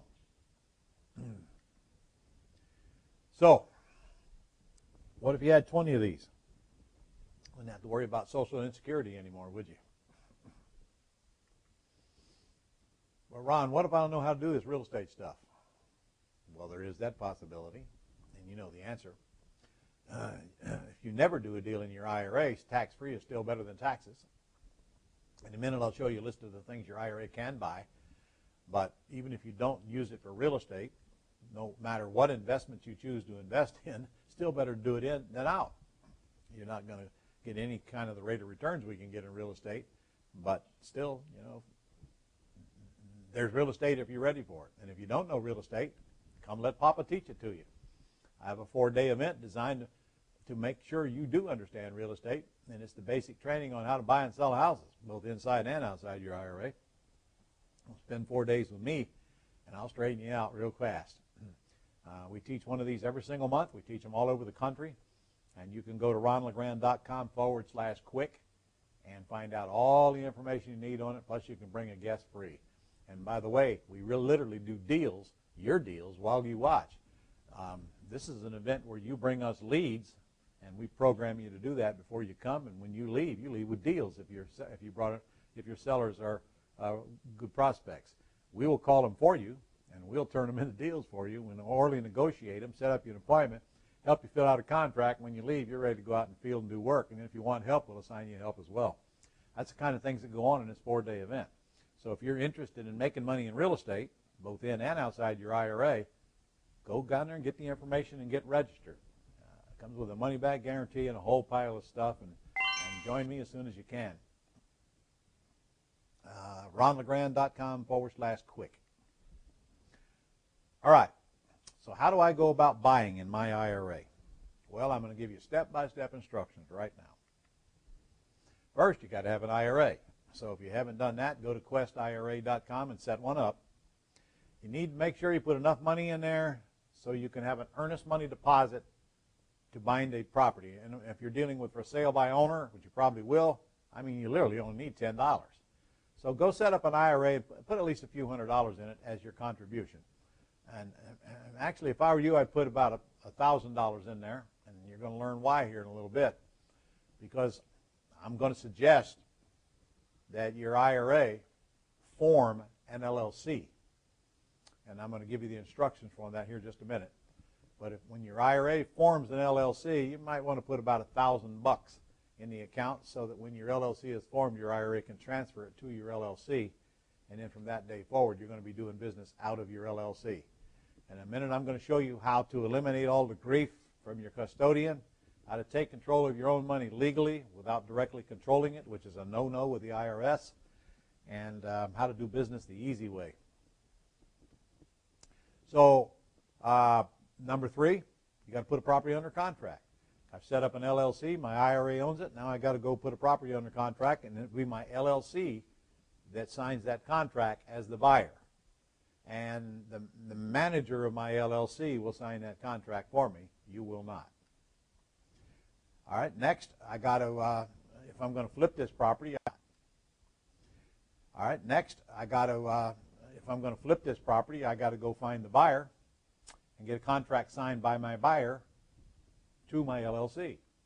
So my LLC will be selling the house, owned by a land trust.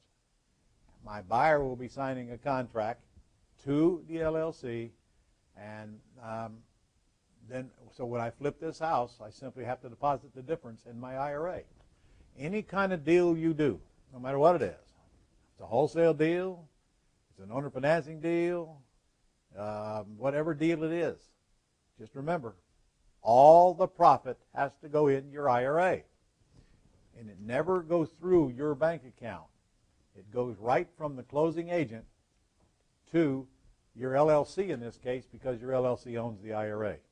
But in effect, it's IRA money. But the check is made out to your LLC. Since everybody understands LLCs, it eliminates all of the ignorance grief as well.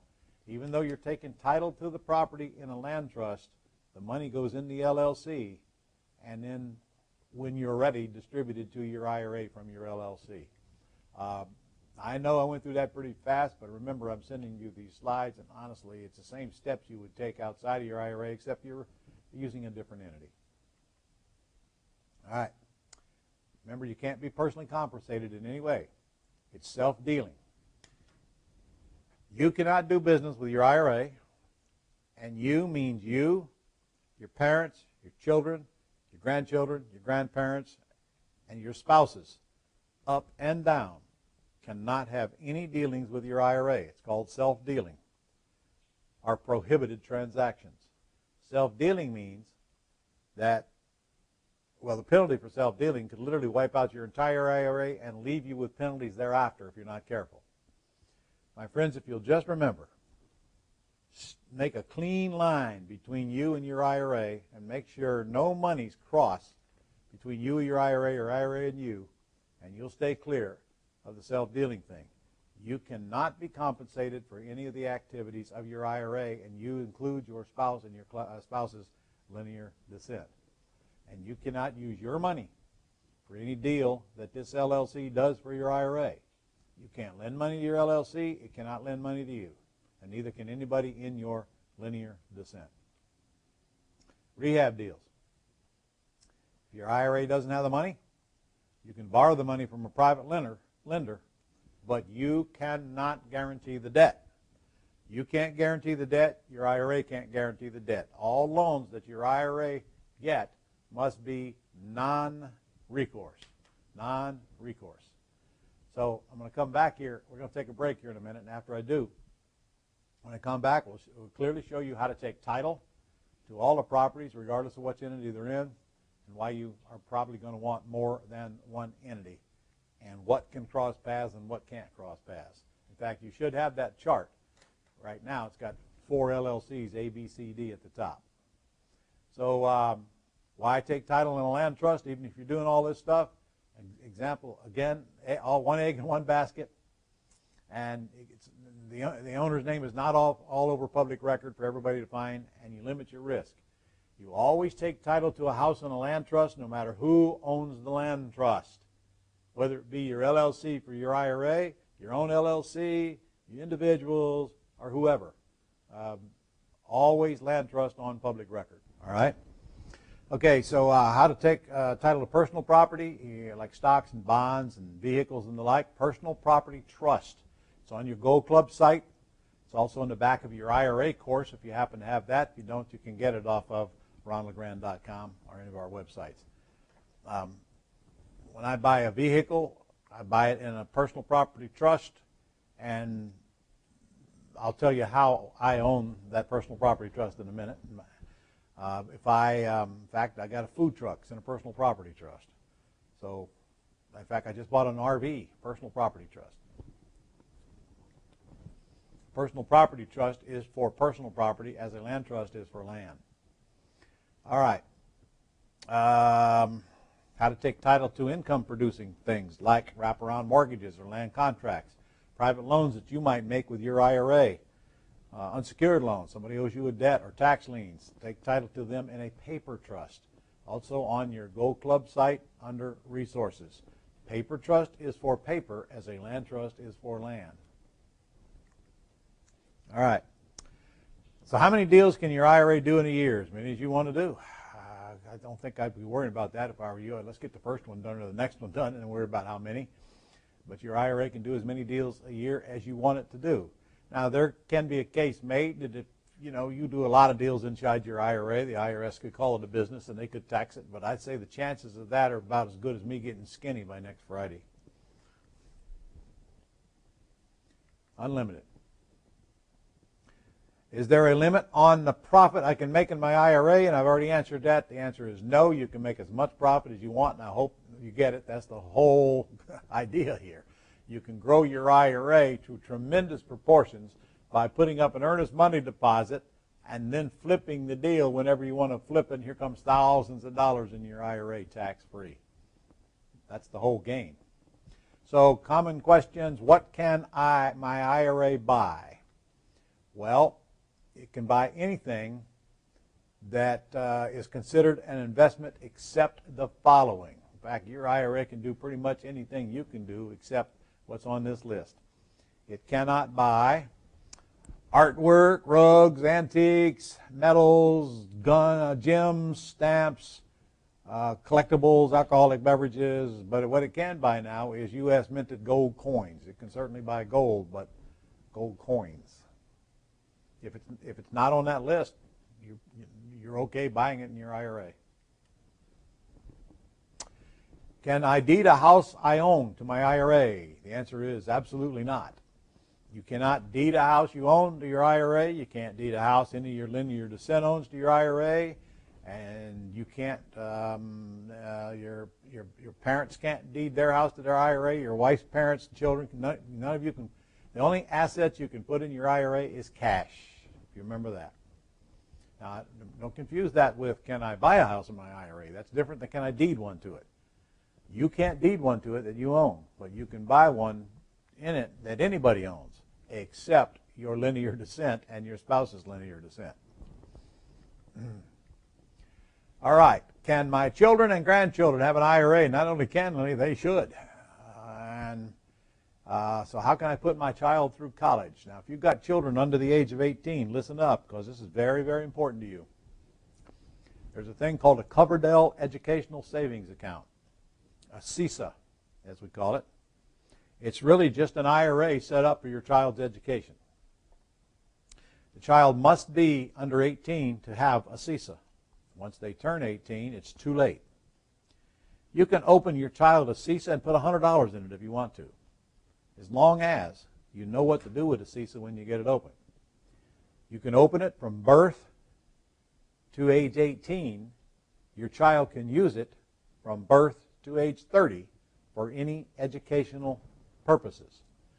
So what do I mean by educational purposes? And the answer is anything that has to do with education. Books, tuition, travel, uniforms, computers. How many computers is your child going to use for educational purposes while they're going from grade school, high school, and college and thereafter? All of these items can come from the CISA. The CISA can pay for them, but when you're buying them, or you can pay for them and have the CISA reimburse you as the parent. The child needs no earned income to open a CISA. Parent opens CISA for child. Now, got CISA open, got 2 children. Go do deals from your CISA just like you would from your IRA. Now when those deals materialize and the profit comes in, here comes the money back into the CISA for your parent to do all of these things with as long as that child is in school up to the age 30. After age 30, they must take the money out of the CISA and pay taxes, or parent can devote it to siblings who aren't age 30 yet. This is a dynamite vehicle that most people just do not know anything about. They spend their whole life contributing to their child's education when they really all they had to do is open a CISA and go do a deal or two in it. Your children can split deals. In other words, 2 CISAs can partner on the same deal and divide the assets. The profit. Got to be careful, though, that the contribution versus payoff is equal. Can't have one child's CISA put up $5,000 and get half the profits, and the other child's CISA put up nothing and get half the profits. So equal in, equal out. If you need a deposit, each child should put up the same amount of deposit, and then they can split the deal 50-50. So this is a Remember, 18. Don't forget to do this. You ought to go open your child a CISA. Go to Quest and open your child a CISA, even if you're not quite sure what to do with it, as long as they are not 18 years old. Then maybe you can figure it out later, because think about it. You don't need to go do but a deal or two, and there's your child's education right there. Go do a deal, make $20,000, $30,000 on it. There's the money. Run out, go do another deal. They can do deals all the way up till they're 30, as long as it is open before they are 18. And again, the child does not need earned income. Incidentally, they don't have to be your child. They can be any child as long as the parent or guardian signs for the CISA. I have students that are doing this for children in orphanages. They go do deals and set up the college education. By the way, if I were you, I probably wouldn't tell my child there's money sitting in an account for their college education, because they might want to think it's their money, and they might want to go thinking about how to get it out of there. So I got elderly parents. How do I create them a retirement account when they don't have one? Well, you can help them. Here's how you help them. Number one, you got to get them to open a Roth. So you're going to have to help them open a Roth. Now, you can't do it for them. They got to sign on it. But each parent needs their own Roth. Get them a Roth open. And once that Roth is open, now all you have to do is the same thing for them that you would do in your Roth. Now, yes, they need earned income to open a Roth. So let's say your parent does not have any earned income. Not a problem. Pay them out of your LLC. All they need to earn is their contribution. So if you want to open a Roth for your parent and they want to contribute $500, then pay them $500 and they have earned income. Open the Roth. Here sits their Roth. Now take the money out of their Roth for the earnest money deposit. Go do a deal. Here comes 20 or 30 grand into your parents' Roth. By the way, your parents' Roth can partner on deals, so it is split evenly. And now here's the money that they can use for retirement. They can take it out any time they want and any intervals they want. Now, one caveat on a Roth. The Roth has to be open 5 years. If not, there will be a 10% early withdrawal penalty on it. But actually, I'm not even sure that's true after the age of 59 and a half, but it probably is. I haven't heard anything to contradict it. So just remember that is there. So what? That leaves 90% in that account that they didn't have before you did this simple Roth maneuver and did a deal for them to set them up for retirement. They run out of retirement money, go do another deal for them. They don't teach this on TV.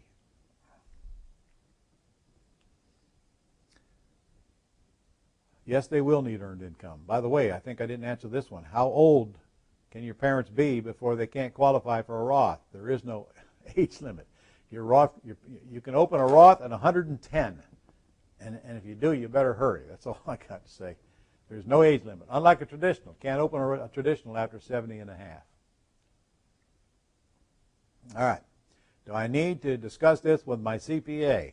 Well, good luck on that one, because it's unlikely your CPA is going to have any idea what I'm talking about. Now, don't get me wrong. Your CPA clearly knows your IRA can buy real estate, but your CPA is unlikely to have a clue how it can buy real estate without using its money or credit. Credit it doesn't have. Your CPA is great for filling out your tax returns and advising you in those matters. Not very great on teaching you how to make money. They're not qualified. So before you go accepting advice from your CPA on how this IRA things work, if I were you, I'd go in Quest IRA and read the instructions and read the rules and regulations right there, because that comes from the federal government. And believe me, I have thousands of students myself with IRAs set up. These are self-directed IRAs now. They must be self-directed. And you're not going to go down to Merrill Lynch and get this done. Your IRA is down at the bank. It ain't going to happen. They're going to let you invest in whatever they want on this list. You get to choose what you want to invest in. That's not a self-directed. That's a multiple choice IRA. And it's all stocks, and they always get a fee. So you're not going to learn this from bank. You're not going to learn it from your stockbrokers. And your CPA won't be able to advise you on it either. So the best place to go is either get my IRA course where I interviewed the owner of Quest, or go right on the website of the custodian you want, and you've got plenty of information there, and you'll always find the rules. Can I use my 401k? The answer is yes, you can use it, maybe, because it depends on whether you're in control of it or not. If you write the checks on your IRA, sure, you can use it. But if you don't write the checks, then obviously you're not in control of it. So if you're employed Your 401k is going to sit there until you are not employed anymore, and then your employee must allow you to take it out if you want. If you take out your 401k, you're going to have to put it into a traditional IRA, not a Roth. It's got to go first to the traditional IRA, and then you can transfer it to a Roth whenever you want in whatever segment you want, because remember, you're going to pay taxes from the transferring from a traditional to a Roth, but you don't have to do it all in 1 year. And that's the only reason I can think of for one to even open a traditional, if they have to make that move to do that transfer from your 401k. Can I hold property long term in my IRA? Many, many, many people are. I just showed you a couple that I'm holding in there long term. It's a great rate of return. It's a great investment. It's long-term growth. And why not make it in your IRA where it's tax-free forever? What should I buy with the cash in my IRA? Well, obviously there's a lot of answers to that question, but here's some good examples. I like buying short-term properties. I like paying cash for houses out of my IRA. So I put the cash out and I quickly get the cash back. And I get very, very high rates of return by doing that, assuming we know how to buy the property right to begin with. I've bought defaulted paper, bought defaulted mortgages out of my IRA. In other words, nobody's making payments on them, so I buy them dirt cheap, and then I force sale of the property and get huge rates of return. Tax liens. If you want to buy tax liens, now your tax lien, your rate of return on your tax lien is fixed, but it's still a good rate of return. And a lot of people buy tax liens out of their IRA and wait for the city to force sale of the property, get them their money back.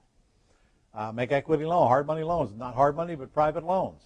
I have made hundreds and hundreds and hundreds of private loans with other people's IRAs as a mortgage broker in the middle of collecting the fee.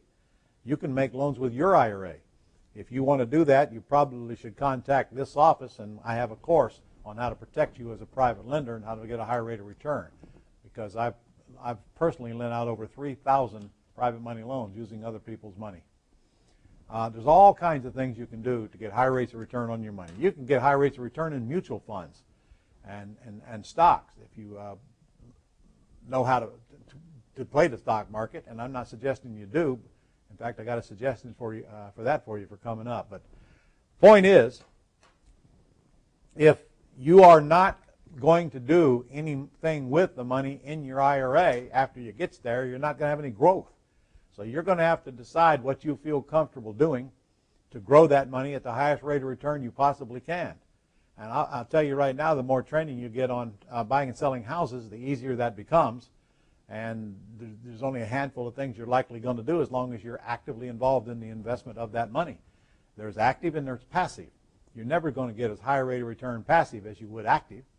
To me, a 15%, 20% annual rate of return active is worthless. I mean, I can get that in a comatose state. There's no way I'm going to settle for a 20% annual rate of return in my world if I'm out here actively creating deals in real estate.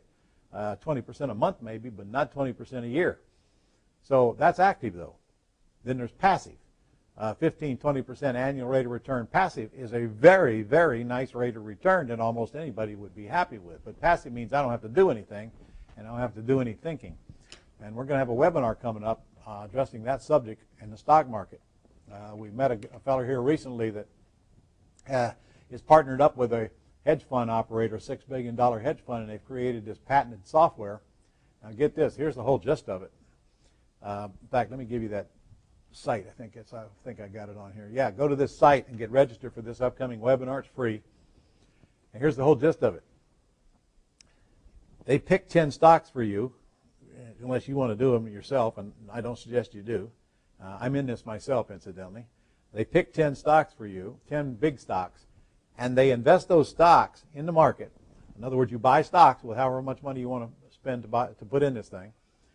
And their software knows when that stock is going down or about to go down, and it'll pull you out of that stock and put you into cash, so you don't take the downturns, you only get the upsides. This thing is just, and that, by the way, that's long and short of it. So imagine investing in the stock market and never taking the hit, but only getting the upturns. And it's all done automatically. on autopilot. Set it and forget it. My favorite way of investing in the stock market. I don't want to know anything and I don't want to do anything. So the webinar coming up on that. You're going to be really, really excited about that. So if you want to get some outrageous rates of return, you want to check that out as well. All right, but don't bury money in real estate. This is a mistake a lot of people make, and I don't want to see you make this. So let's just say that you buy $1 million in real estate with a $100,000 down payment. That would be the traditional wisdom way to do it. Put 10% down and buy the property, no matter how you buy it. Finance it, owner finance it, or take over debt or whatever. And let's just say, well, isn't it true that the real estate will go up the same amount over a 10-year period, whether your $100,000 is buried in it or not? Let me say that again. Will the real estate go up in value the same amount regardless of how much money you got in it? And the answer, of course, is yes. Let's suppose we were to take, well, can we buy $1 million worth of property without using $100,000? And any of you who've been to my training know the answer is, of course, yes.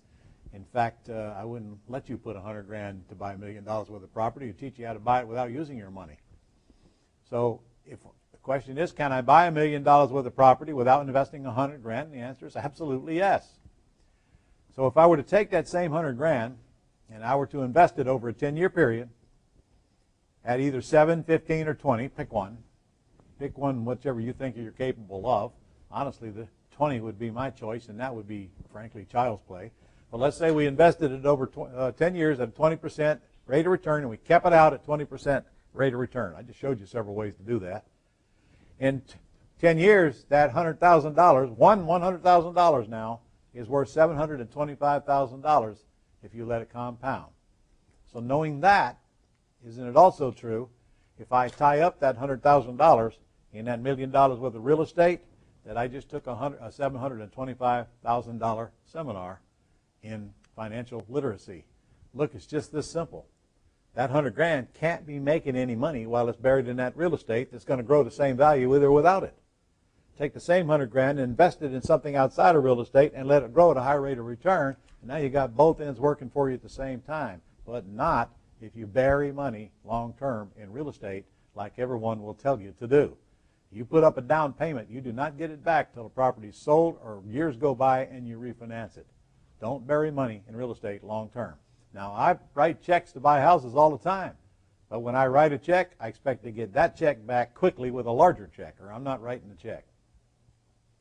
So are you going to get a 20% yield? Well, frankly, that's a passive yield to me. I just showed you how I get way more than 20% yields in little old cheap properties. I showed you how to get on a webinar where you're going to get more than 20% yield in the stock market. But there's plenty of places, there's plenty of things for you to do, like I showed you earlier. We'll worry about that later. Why don't we get the fundamentals set up, and let's get you out here, start doing deals, and get your IRA set up, and then we'll have further discussions on how we're going to get the highest rates of return on your money. And it has a lot to do with what you're comfortable with. So should I transfer my traditional to a Roth? Already answered that. If you find, yes, you should, in my opinion. But if you do, don't forget you have to pay taxes on that part that you transferred that year. So question is, what are you going to do with the money once it's transferred? If your money's sitting in a traditional and you transfer it to Roth and you do nothing with it, then why pay the taxes? You might as well leave it in the traditional. Learn how to buy and sell houses without using your money. Learn how to get high rates of return by leveraging your brain and not take risk. And at that point, you will most certainly want the money over here where it's growing tax-free, because obviously you'd rather pay taxes on the seed and not the crop. Pay taxes on the amount you got now, not the big, huge amounts of money it's going to grow to when you take it out. You can transfer any part of it. You don't have to transfer all of it. You can take several years to move it over and pay taxes as you go. You should work with your CPA if you're going to do that, because he'll tell you whatever year you're going to be in the lowest tax bracket is probably the year you should do the transfer. And remember, I'm going to send you the link to all these PowerPoints. So I know I'm going pretty fast, but trying to get it all covered for you. All right, you have an option here if you want to learn what it takes to run your business, what it takes to build a business. I have set aside a couple of internal folks here that have been well trained to spend 30 minutes with you discussing your business model and the things that you'll have to go through, the things that have to be in place for you to run a real estate business, the things that make our people so successful. Now, there's nothing going to be sold during this planning session unless you want to talk about it. This is all about you and your structure and what you think is best for you and what you think you're capable of and what you're not. You'll be asked a series of questions. You have to apply for us to set up this planning session for you because there's no cost on it. And if you go to this site right here, what is it? IRARonsPlanningSession.com and fill out the application and get it to us. One of our staff members will be back with you, and then you guys can set a joint date, and it's a 30-minute session. Again, nothing's going to be sold unless you bring it up, but we've seen an awful lot of great, powerful results from these sessions when we try to get people's head on straight and make sure you clearly understand what it's going to take to get you from here to here in a very short period of time, like we've seen so many successful students do. You ought to come to Jacksonville, Florida and take a walk through our building. You're all over the place on the walls, your photos, your pictures, your success stories. So this is a good way for you to learn the ropes real fast by getting on this call. All right. I'm going to change horses now. We're going to go to some entity structuring stuff. So before I get started on this, guys, you want to hit me with a few more questions? Sure. And while I'm waiting, you guys, if you got this, you should have these things I'm showing you right now at home. So use them for a guide. Pull them out. Either look at your laptop or print them out, one of the two. Go ahead. What do we got? All right. A. Hill says, when closing on a land trust, do I need to buy title insurance if I'm going to keep the home long term? Well, I've answered that 3 times already. We only buy title insurance if we're paying cash. We do title checks. Make sure the title's clear. All the other times. Okay. And second question, who signs the purchase sale contract if no manager and I work with my wife in the business? What's that question? If it's an LLC, the manager signs it. Okay. If it's individually taking title, which you won't do, then the individual has to sign it. What did I miss? He said if I have no manager and I work with my wife in the business, who signs it? If you have no manager, then you have no LLC. So if it's just you and your wife, you should sign the purchase and sale agreement. However, I want that to stop pretty quick. Okay. Lois says, you mentioned on your work for equity properties you buy from auction. Do you use online auction sites? If so, which do you prefer? Or do you have someone go to the courthouse? Well, we don't have auctions coming to town anymore like we used to back after 2008. So only your auctions you buy now are going to be online. And yes, that was an online auction on that house I showed you. Do you have one you prefer, an auction site? No. There's 100 of them. And just go to Google and say real estate auctions in your city, and here comes a whole list of them. Okay, John said from Ohio, who can be the manager of the single-member IRA LLC? I'm actually getting to that here in this presentation right now. But anybody but you or your linear descent or your spouse's linear descent. Okay, Donald says, if multiple land trusts go into one LLC, couldn't the LLC be sued? I think you already answered that earlier. Yes. And if plaintiff wins? Yes. Okay. Plaintiff wins, LLC is sued. Okay. So what if if the properties are in land trusts? I'll answer it again. Okay. For the 3rd time. If the house is in a land trust, only that house is at risk because whoever owns that land trust is irrelevant to the lawsuit. Lawsuit's not going to penetrate the owner of the property, which is the land trust. So in that case, the LLC could not be sued in that case. There's no lawsuit when the owner of the property is the LLC and the title is in the land trust. Unless that LLC happened to be the one that rented the property, then it could be brought into the lawsuit. Okay. Victor says, if you don't have capital, how do you partner up with someone who has an IRA? How are profits split? Well, that's going to vary, Victor. If you don't have capital, you don't need capital to do real estate deals, so your first objective is to learn how to do it without your capital, because I won't let you use your capital anyway.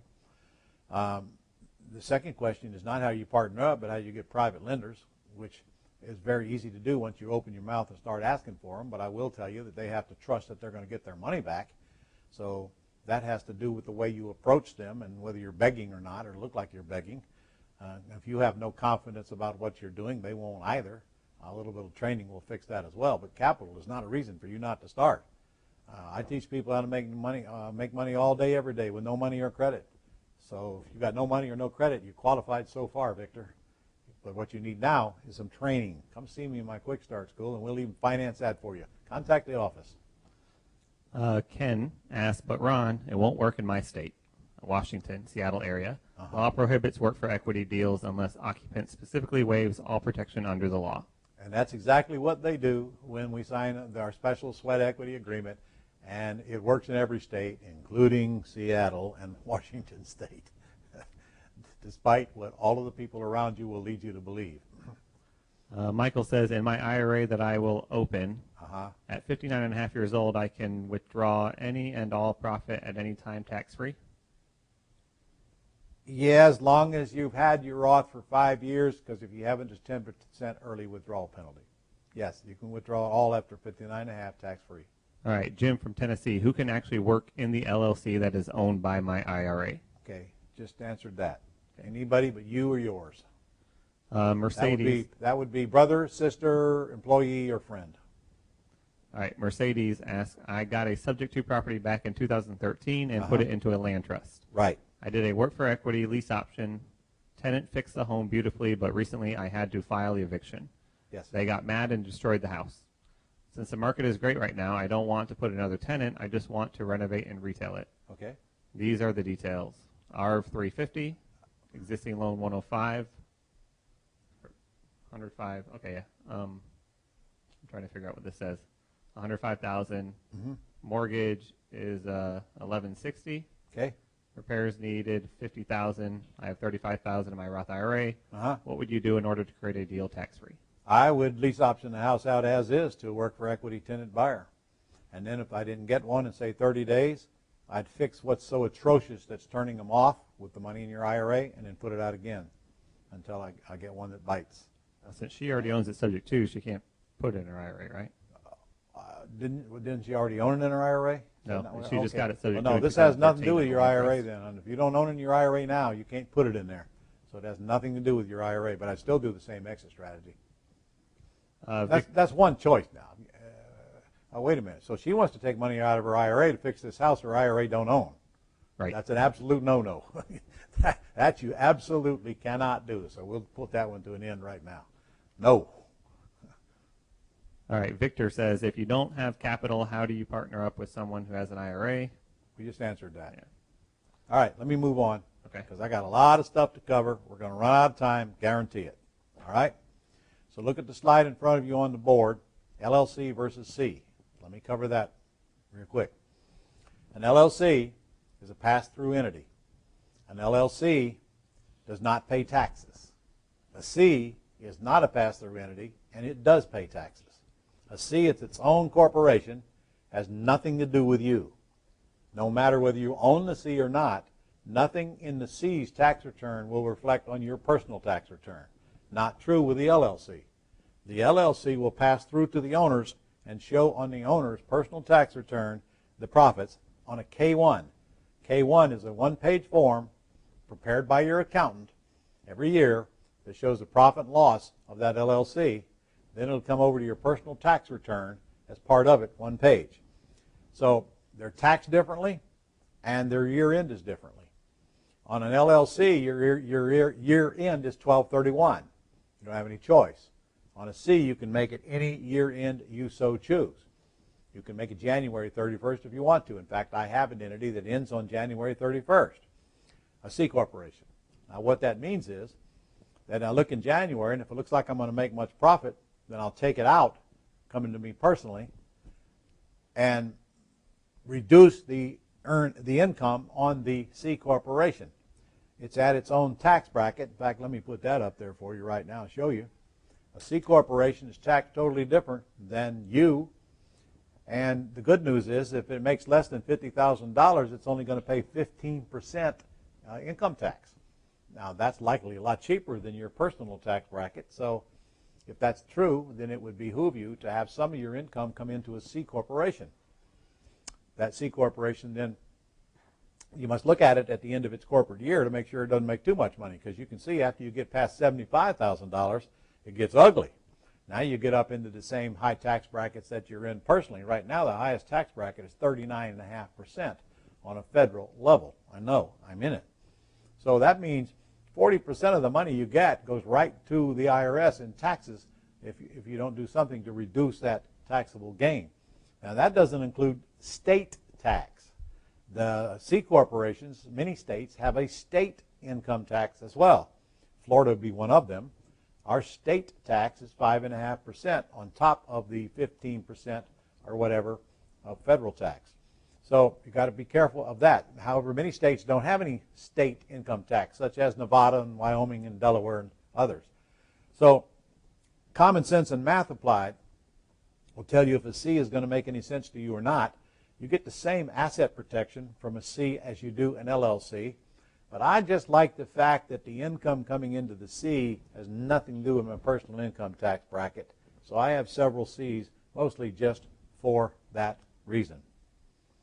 Now, next question is, how do you own an entity? How do you own these things? How do you own these corporations and these LLCs and other assets that will best protect you against predators and creditors? And the answer depends. If you're in one of those states on the top of that chart in front of you, you're in a state that honors tenants by the entirety. If you're in a state below, you're in a state that honors tenants by the entirety, but only for real estate. So if you live in one of the states on the screen, count your blessings, because tenants by the entirety is one of the safest asset protection devices you have available to you, as long as you're married. If you're not married, it's worthless to you. So if you're not married, you can always get married, but then we'll talk about what to do if you don't. Tenants by the entirety means that husband and wife own the asset 100% undivided. There's no 50-50. They both own 100%. Because of that, a predator or creditor who gets a judgment, which includes the IRS, cannot take the asset of on a judgment against one. They can't take the asset that belongs to both 100% tenants by the entirety. It's undivided, so there's no portion of the asset someone can take. So it's a really good device to keep the predators from taking the assets. Remember, they've got to be married, and both partners have to have access to the asset, meaning they have to know it exists. Doesn't mean the one partner needs to be on the bank account or one access to the asset, meaning they have to know it exists. Doesn't mean the one partner needs to be on the bank account or one partner has anything to do with the operations, but both partners need to know it exists. And they got to be legally married. So if you're tenants by the entirety state, from this day forward, you want to own all of your entities, tenants by the entirety. That would go Mary Smith and John Smith, comma, tenants by the entirety. That's how the ownership of the LLCs or the Cs would happen. And in fact, you may even have a bank account that's tenants by the entirety. A joint bank account, tenants by the entirety, right on the check. You've got to make sure that the bank is aware that it's a tenants by the entirety account and set it up that way, because if you make that mistake, predator can come in and take the money out of the account because the bank didn't know it was supposed to be tenants by the entirety. A bank will not give money to a predator trying to attach a tenants by the entirety account because they know better. It's protected. So just make sure that everything that you own is TBE.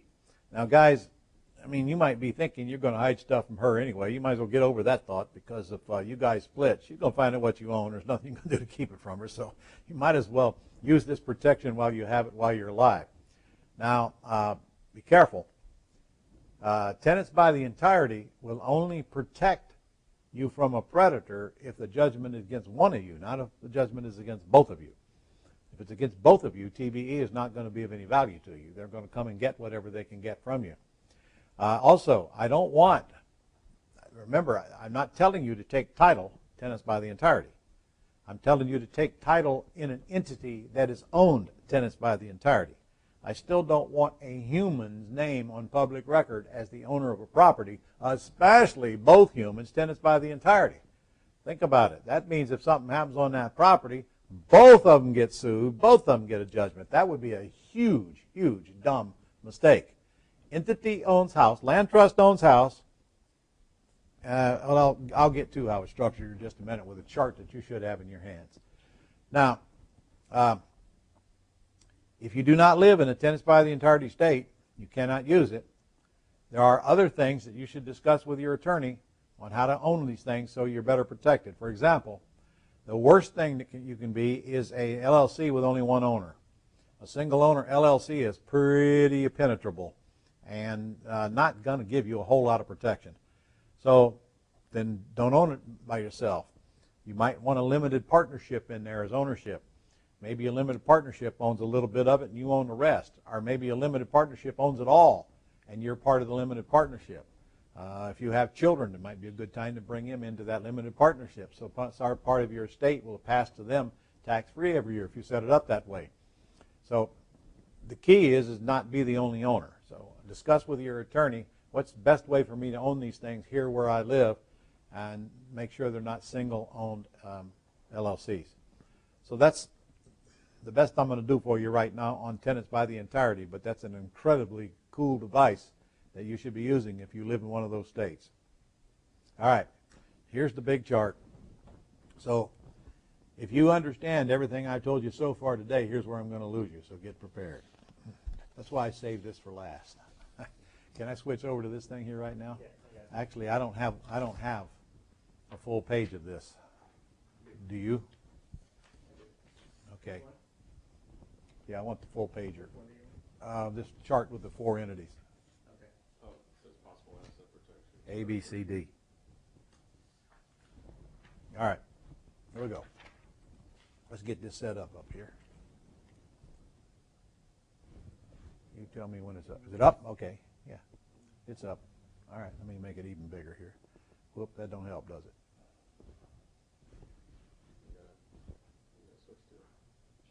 We're getting there, guys. Hold on.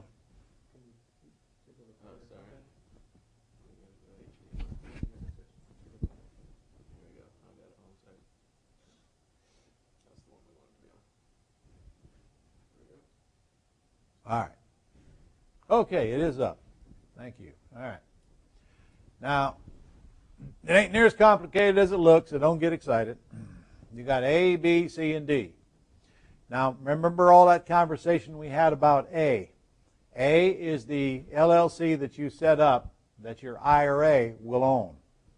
Now, I've given you step-by-step instructions in the documents that I sent you that tell you exactly how to go get an LLC for your IRA and get it set up. You've got to first form the LLC with your state. Just go on your state's website and do it.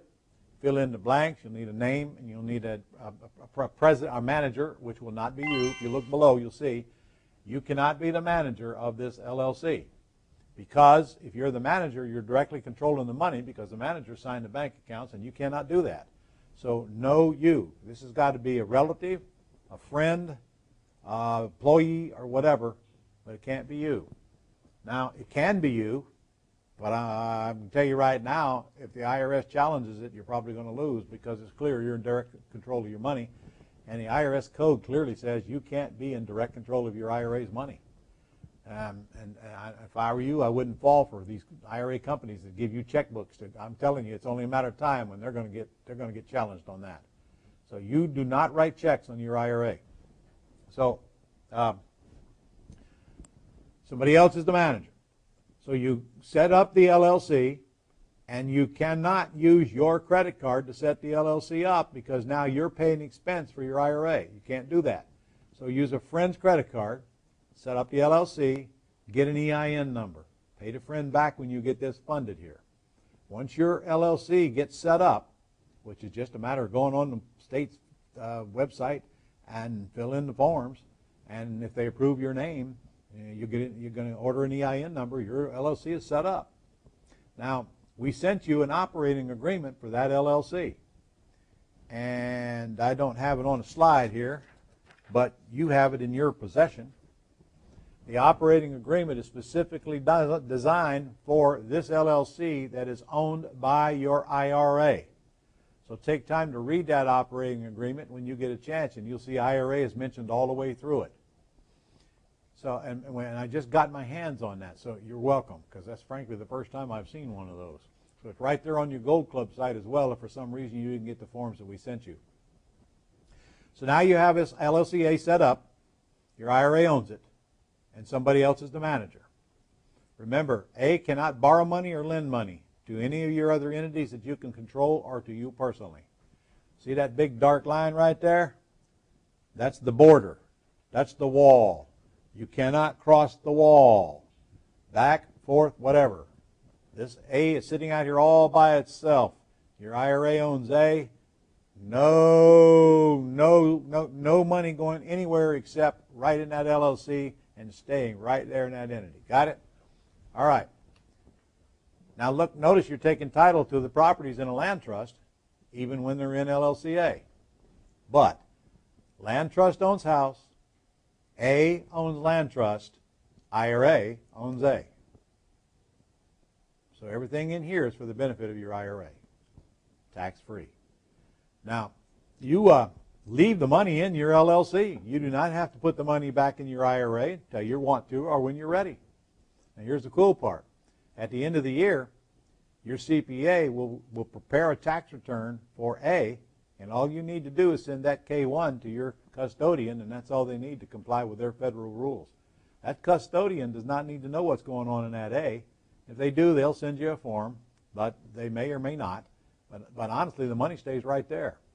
And then I'll tell you something else they don't want me to tell you, and that is if the money is sitting in A, it will reduce your fees that the custodian charges you annually, which are usually based on how much is in your IRA.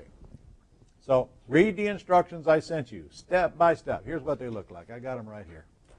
See? They look just like black ink on white paper. That's what they look like. And you should have them. And this is Ron LeGrand's opinion on how to handle your IRA's third-party administration and eliminate the grief. And incidentally, I have cleared these with the folks at Quest. And what I'm telling you is perfectly legal and legitimate. And you can confirm that with them yourself. Now, remember, you're forming an LLC. You're not buying an LLC. Don't forget that. Oh, you do have there's your limited liability company operating agreement. You'll find that on your Gold Club site. Just drag it down and fill in the forms. And by the way, if you're not a Gold Club member, ronsgoldclub.com. Only $59 lousy a month for the biggest real estate bargain in the industry. All right, B. B is your operating entity.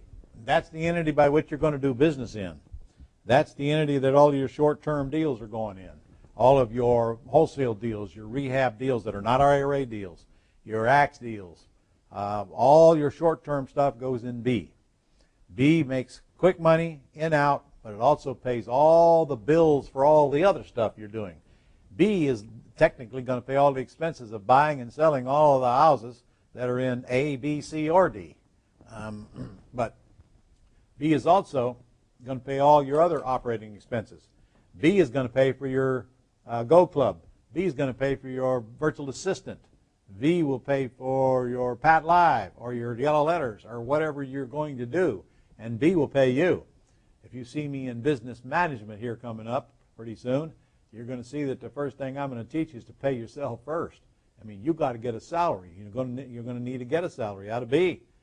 You've got to suck all the money out of it you can that it doesn't need to survive on. But here's the reality is that everything you buy out of B reduces your income taxes because B is an LLC, and if it is, all the expenses you take out of that operating your business drives down the personal gain from B and therefore lowers your personal income taxes on pre-tax dollars.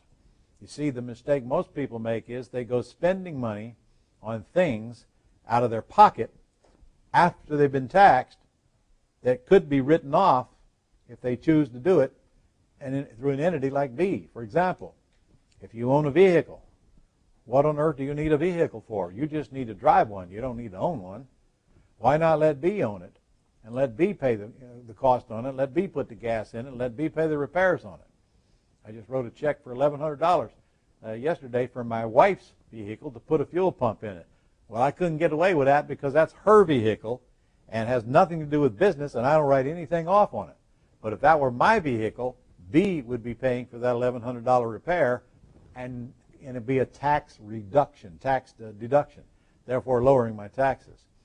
B should pay for all your training when you come see me and you become a master's.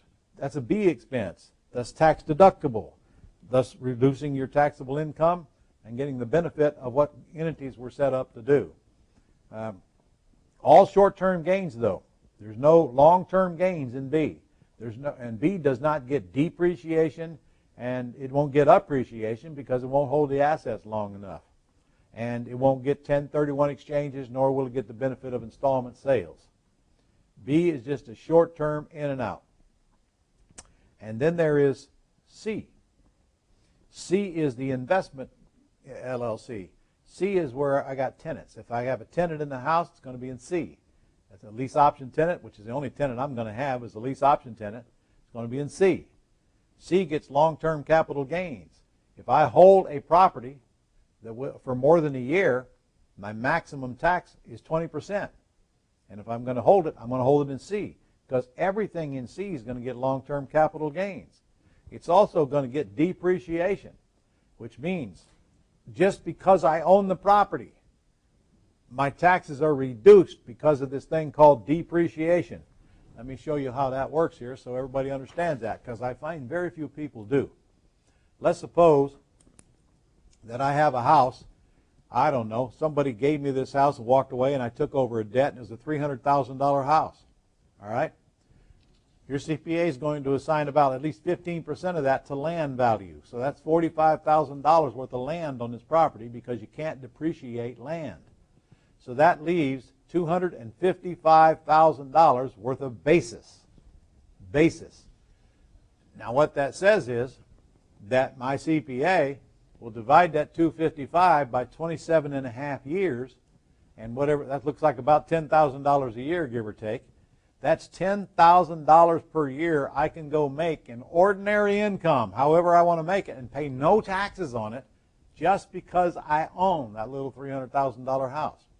I don't have to be on the mortgage. It does not have to be free and clear. The minute the seller deeds it to me, now I get to depreciate it. Well, see, I do all of that in C. I don't want to do any of that in B. I want it all in C. And that's the important part. This is my investment portfolio right here. So again, tenant is a synonym for C. Now I'm still going to take title and land trust. C might be owned by myself and my wife, tenants by the entirety, or it might be owned with a family limited partnership. However you want to own C, the owners of C are out of harm's way. C itself is out of harm's way because the properties are actually owned in a land trust. But now my tax return for C will include depreciation, thus lowering all of my income. You can take money out of B, C, and D anytime you want. It's a withdrawal. It does not affect your taxes in any way, shape, or form, because the profit in B, C, and D is going to get taxed the same whether you leave it in the bank account or whether you transfer it to your bank account. So you got no issues here transferring money. Not true with a C Corp now, but if these are LLCs, just take the money out as a draw. If it's a C Corp, then you want to take the money out as a salary. And a C Corp, you do not want to write yourself a check as dividends. If it's a dividend in a C, corporation does not get to deduct it, and yet you get to pay taxes on it. That's the term double taxation. That in itself is why most people use LLCs, I think, because it does not affect your taxation whatsoever as to what happens to the money in any of these entities. So C is your investment portfolio. Now D is totally an option. And I know you're thinking, God, look at all them LLCs. Oh, what's the big deal? It's a very small annual expense for a very huge, not only protection, but also tax reduction. Like in Florida, it's $200 a year. Okay, so I'm in California, it's $800 a year. So what? Isn't 800 times 4, $3,200 a year, a small price to pay for all of this protection and all of this growth and all of this gain? And I promise you the tax reduction alone will multiple compensate for that small investment. as your tax returns. You're only talking about a few $100s a year to make all this happen. Now, D is an option. Totally an option. I like having a D. Now, D is an option. Totally an option. I like having a D because it owns nothing, and basically I use it for my utility company, which means anytime I want to put an entity in harm's way, it's going to be D. So let me explain what that means. D can be the trustee on all of these entities. Well, the trustee is not in harm's way, but why not use D? It's a good entity to use for your trustee. D could be the lessee on your lease options. If you're going to do a lease option, make D be the one leasing it. That means D is liable for those payments. D doesn't own anything. So if you ever got in a lawsuit and they wanted to, and they come after D and they win, well, give them D. Who cares? It doesn't own anything. Here, you can have D. I'll go form me an E. That's what you have corporations for. Put this guy in the path of harm's way. D should be your property manager, because the property manager is in harm's way. When a tenant is installed in a house, that entity that installed that tenant is always in harm's way. D actually could be your property management. It could collect the rents. The tenants can make the rent out to D, and then you can disperse the money to C, where it's going to wind up belonging. D won't have any income taxes because it won't have any net if you get all the money out of D and put it over to C before the end of the year. So D is just a utility company out here. Again, it's totally an option. It's not something you have to do, but it's just something that I might suggest to you. Now, all of these entities need a bank account. They all need a tax return. And they will all have to file every single year. And they're all going to need an EIN number. Okay. Now, I think I made it very clear when I started that. If I hadn't already confused you, I probably would. So I bet I accomplished my mission. All right, let's go back to computer.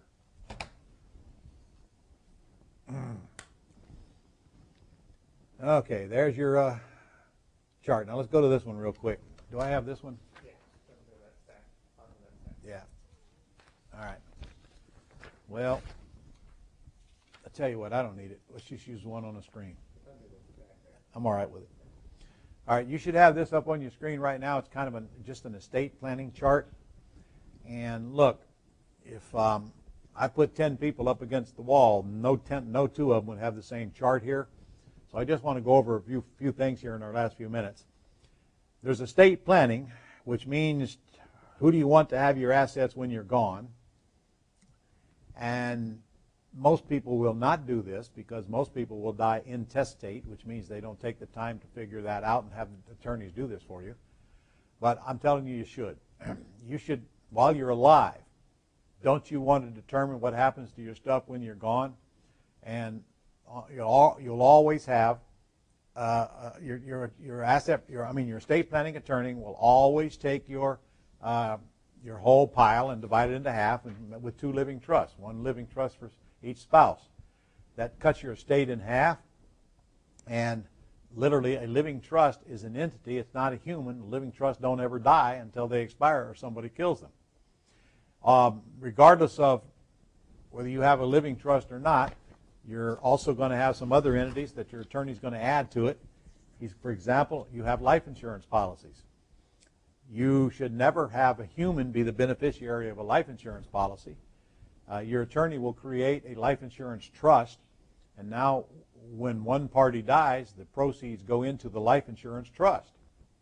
What happens to that money is decided while you're alive, and then distributed while you're not alive. Usually, if, let's say, husband dies first, then the money goes into the life insurance trust, not taxable, and not part of the estate because it's in its own trust. And then wife is usually in control of what happens to the money when it's in the life insurance trust. That's generally the way they're set up. But then when the wife dies, now what? Most estate plans where there's children involved will then have a children's trust. So, and the living trust will say, when last to die, it goes down into children's trust. Okay, now here's the big issue. Now what happens to the money when it gets into the children's trust? And this is the kind of things that you got to sweat through while you're alive. Well, do I want these kids to have any money? How much do I want them to have? Under what conditions do they get it? And who gets it? Or who gets nothing? Or whatever you decide. So while the money's going down into a children's trust, now it's not taxable. It's not taxable until the children actually take money out of the children's trust, and then it will be. But it's not taxable till that point. And I'm talking about estate taxes or federal income taxes. So I don't know how many children you have, if any, and then there's the grandchildren. I have a children's trust and I have a grandchildren's trust. I have 9 grandchildren and I have 9 great-grandchildren. Well, I decided to let the greats take care of themselves. I'm only going so deep. So I got 9 children and 4 children. So that's a lot of people to take care of after both Beverly and I are gone. So my children's trust, here's what mine says. It says that each one of them, if there's money in the trust, will get $25,000 per year. But in order for them to get that money, they have to prove that they've earned $25,000, and then the trust will match it. If they can't prove they've earned it, there won't be any matching. And there's a second provision is before they get any money, they have to be drug tested. And if they flunk the drug test, they have 6 months to get clean and certified. And if they're not clean and certified within the 6-month period, they lose their inheritance for life. It's one of those little sense of urgencies that I added to my estate. I wish I could be around when this was read to them. I truly do. You're also going to have wills. One for him, one for her. And, of course, that's the little things, I want to leave this cabinet to Mary. I want to leave this to that. And all that's done in your wills. That will be part of your estate. And then you'll have a pour-over will. Your pour-over will says, anything that I haven't listed in my list of assets while I'm alive, please put it in there after I'm gone. And thus the term pour-over will. And then, of course, you're all going to have living wills. And you know what that is? That's where they pull a plug on you when you're a vegetable. I think it's a good idea for you to decide while you're alive when you want them to pull the plug, if you want them to pull the plug. By putting it into that document, you take that pressure off of your children and make the decision for them if and when you get into that situation. Then there's a thing called a CRT, which is a charitable remainder trust. Some of you might need to be looking into that. Basically, you're creating your own charity. And what that means is you decide you can contribute whatever you want to contribute to it, and whatever you do is a write-off immediately. You have to take money out of it while you're alive, but all the assets of the charitable remainder trust will go to whatever charity or charities you decide after you're dead. Now, you might be saying, well, what about my children? Well, if that's a concern, it's easy. Just have the CRT get a last to die insurance policy naming your children's trust as the beneficiary. So that way the children get the cash from the life insurance policy and the trust gets the assets from the CRT, so you get the best of both worlds. Now, I know full well that most folks watching are very cloudy on what I just said, but look, it's up to me to bring you to bear. It's up to you to skin him. You got to take this and you got to go further with it. There's only so much I can do in the time we've allotted ourselves today. But this is just kind of a simple plan that I think you ought to give some thought to, and maybe take this to your attorney and discuss this and let him or her fill in the blanks. Get your little package done now. Get your book done now. Get your estate plan done now. And get an estate planning attorney, get an asset protection attorney, and get your CPA. Get them all involved in this process. For a few $1,000s, this is done. And now you could go to bed at night and know it's done, and every year or two you update it, and you're done for life. Got to do it once in your life. So spend the few $1,000s, take the trouble to do it now, and I tell you, it gives you peace of mind.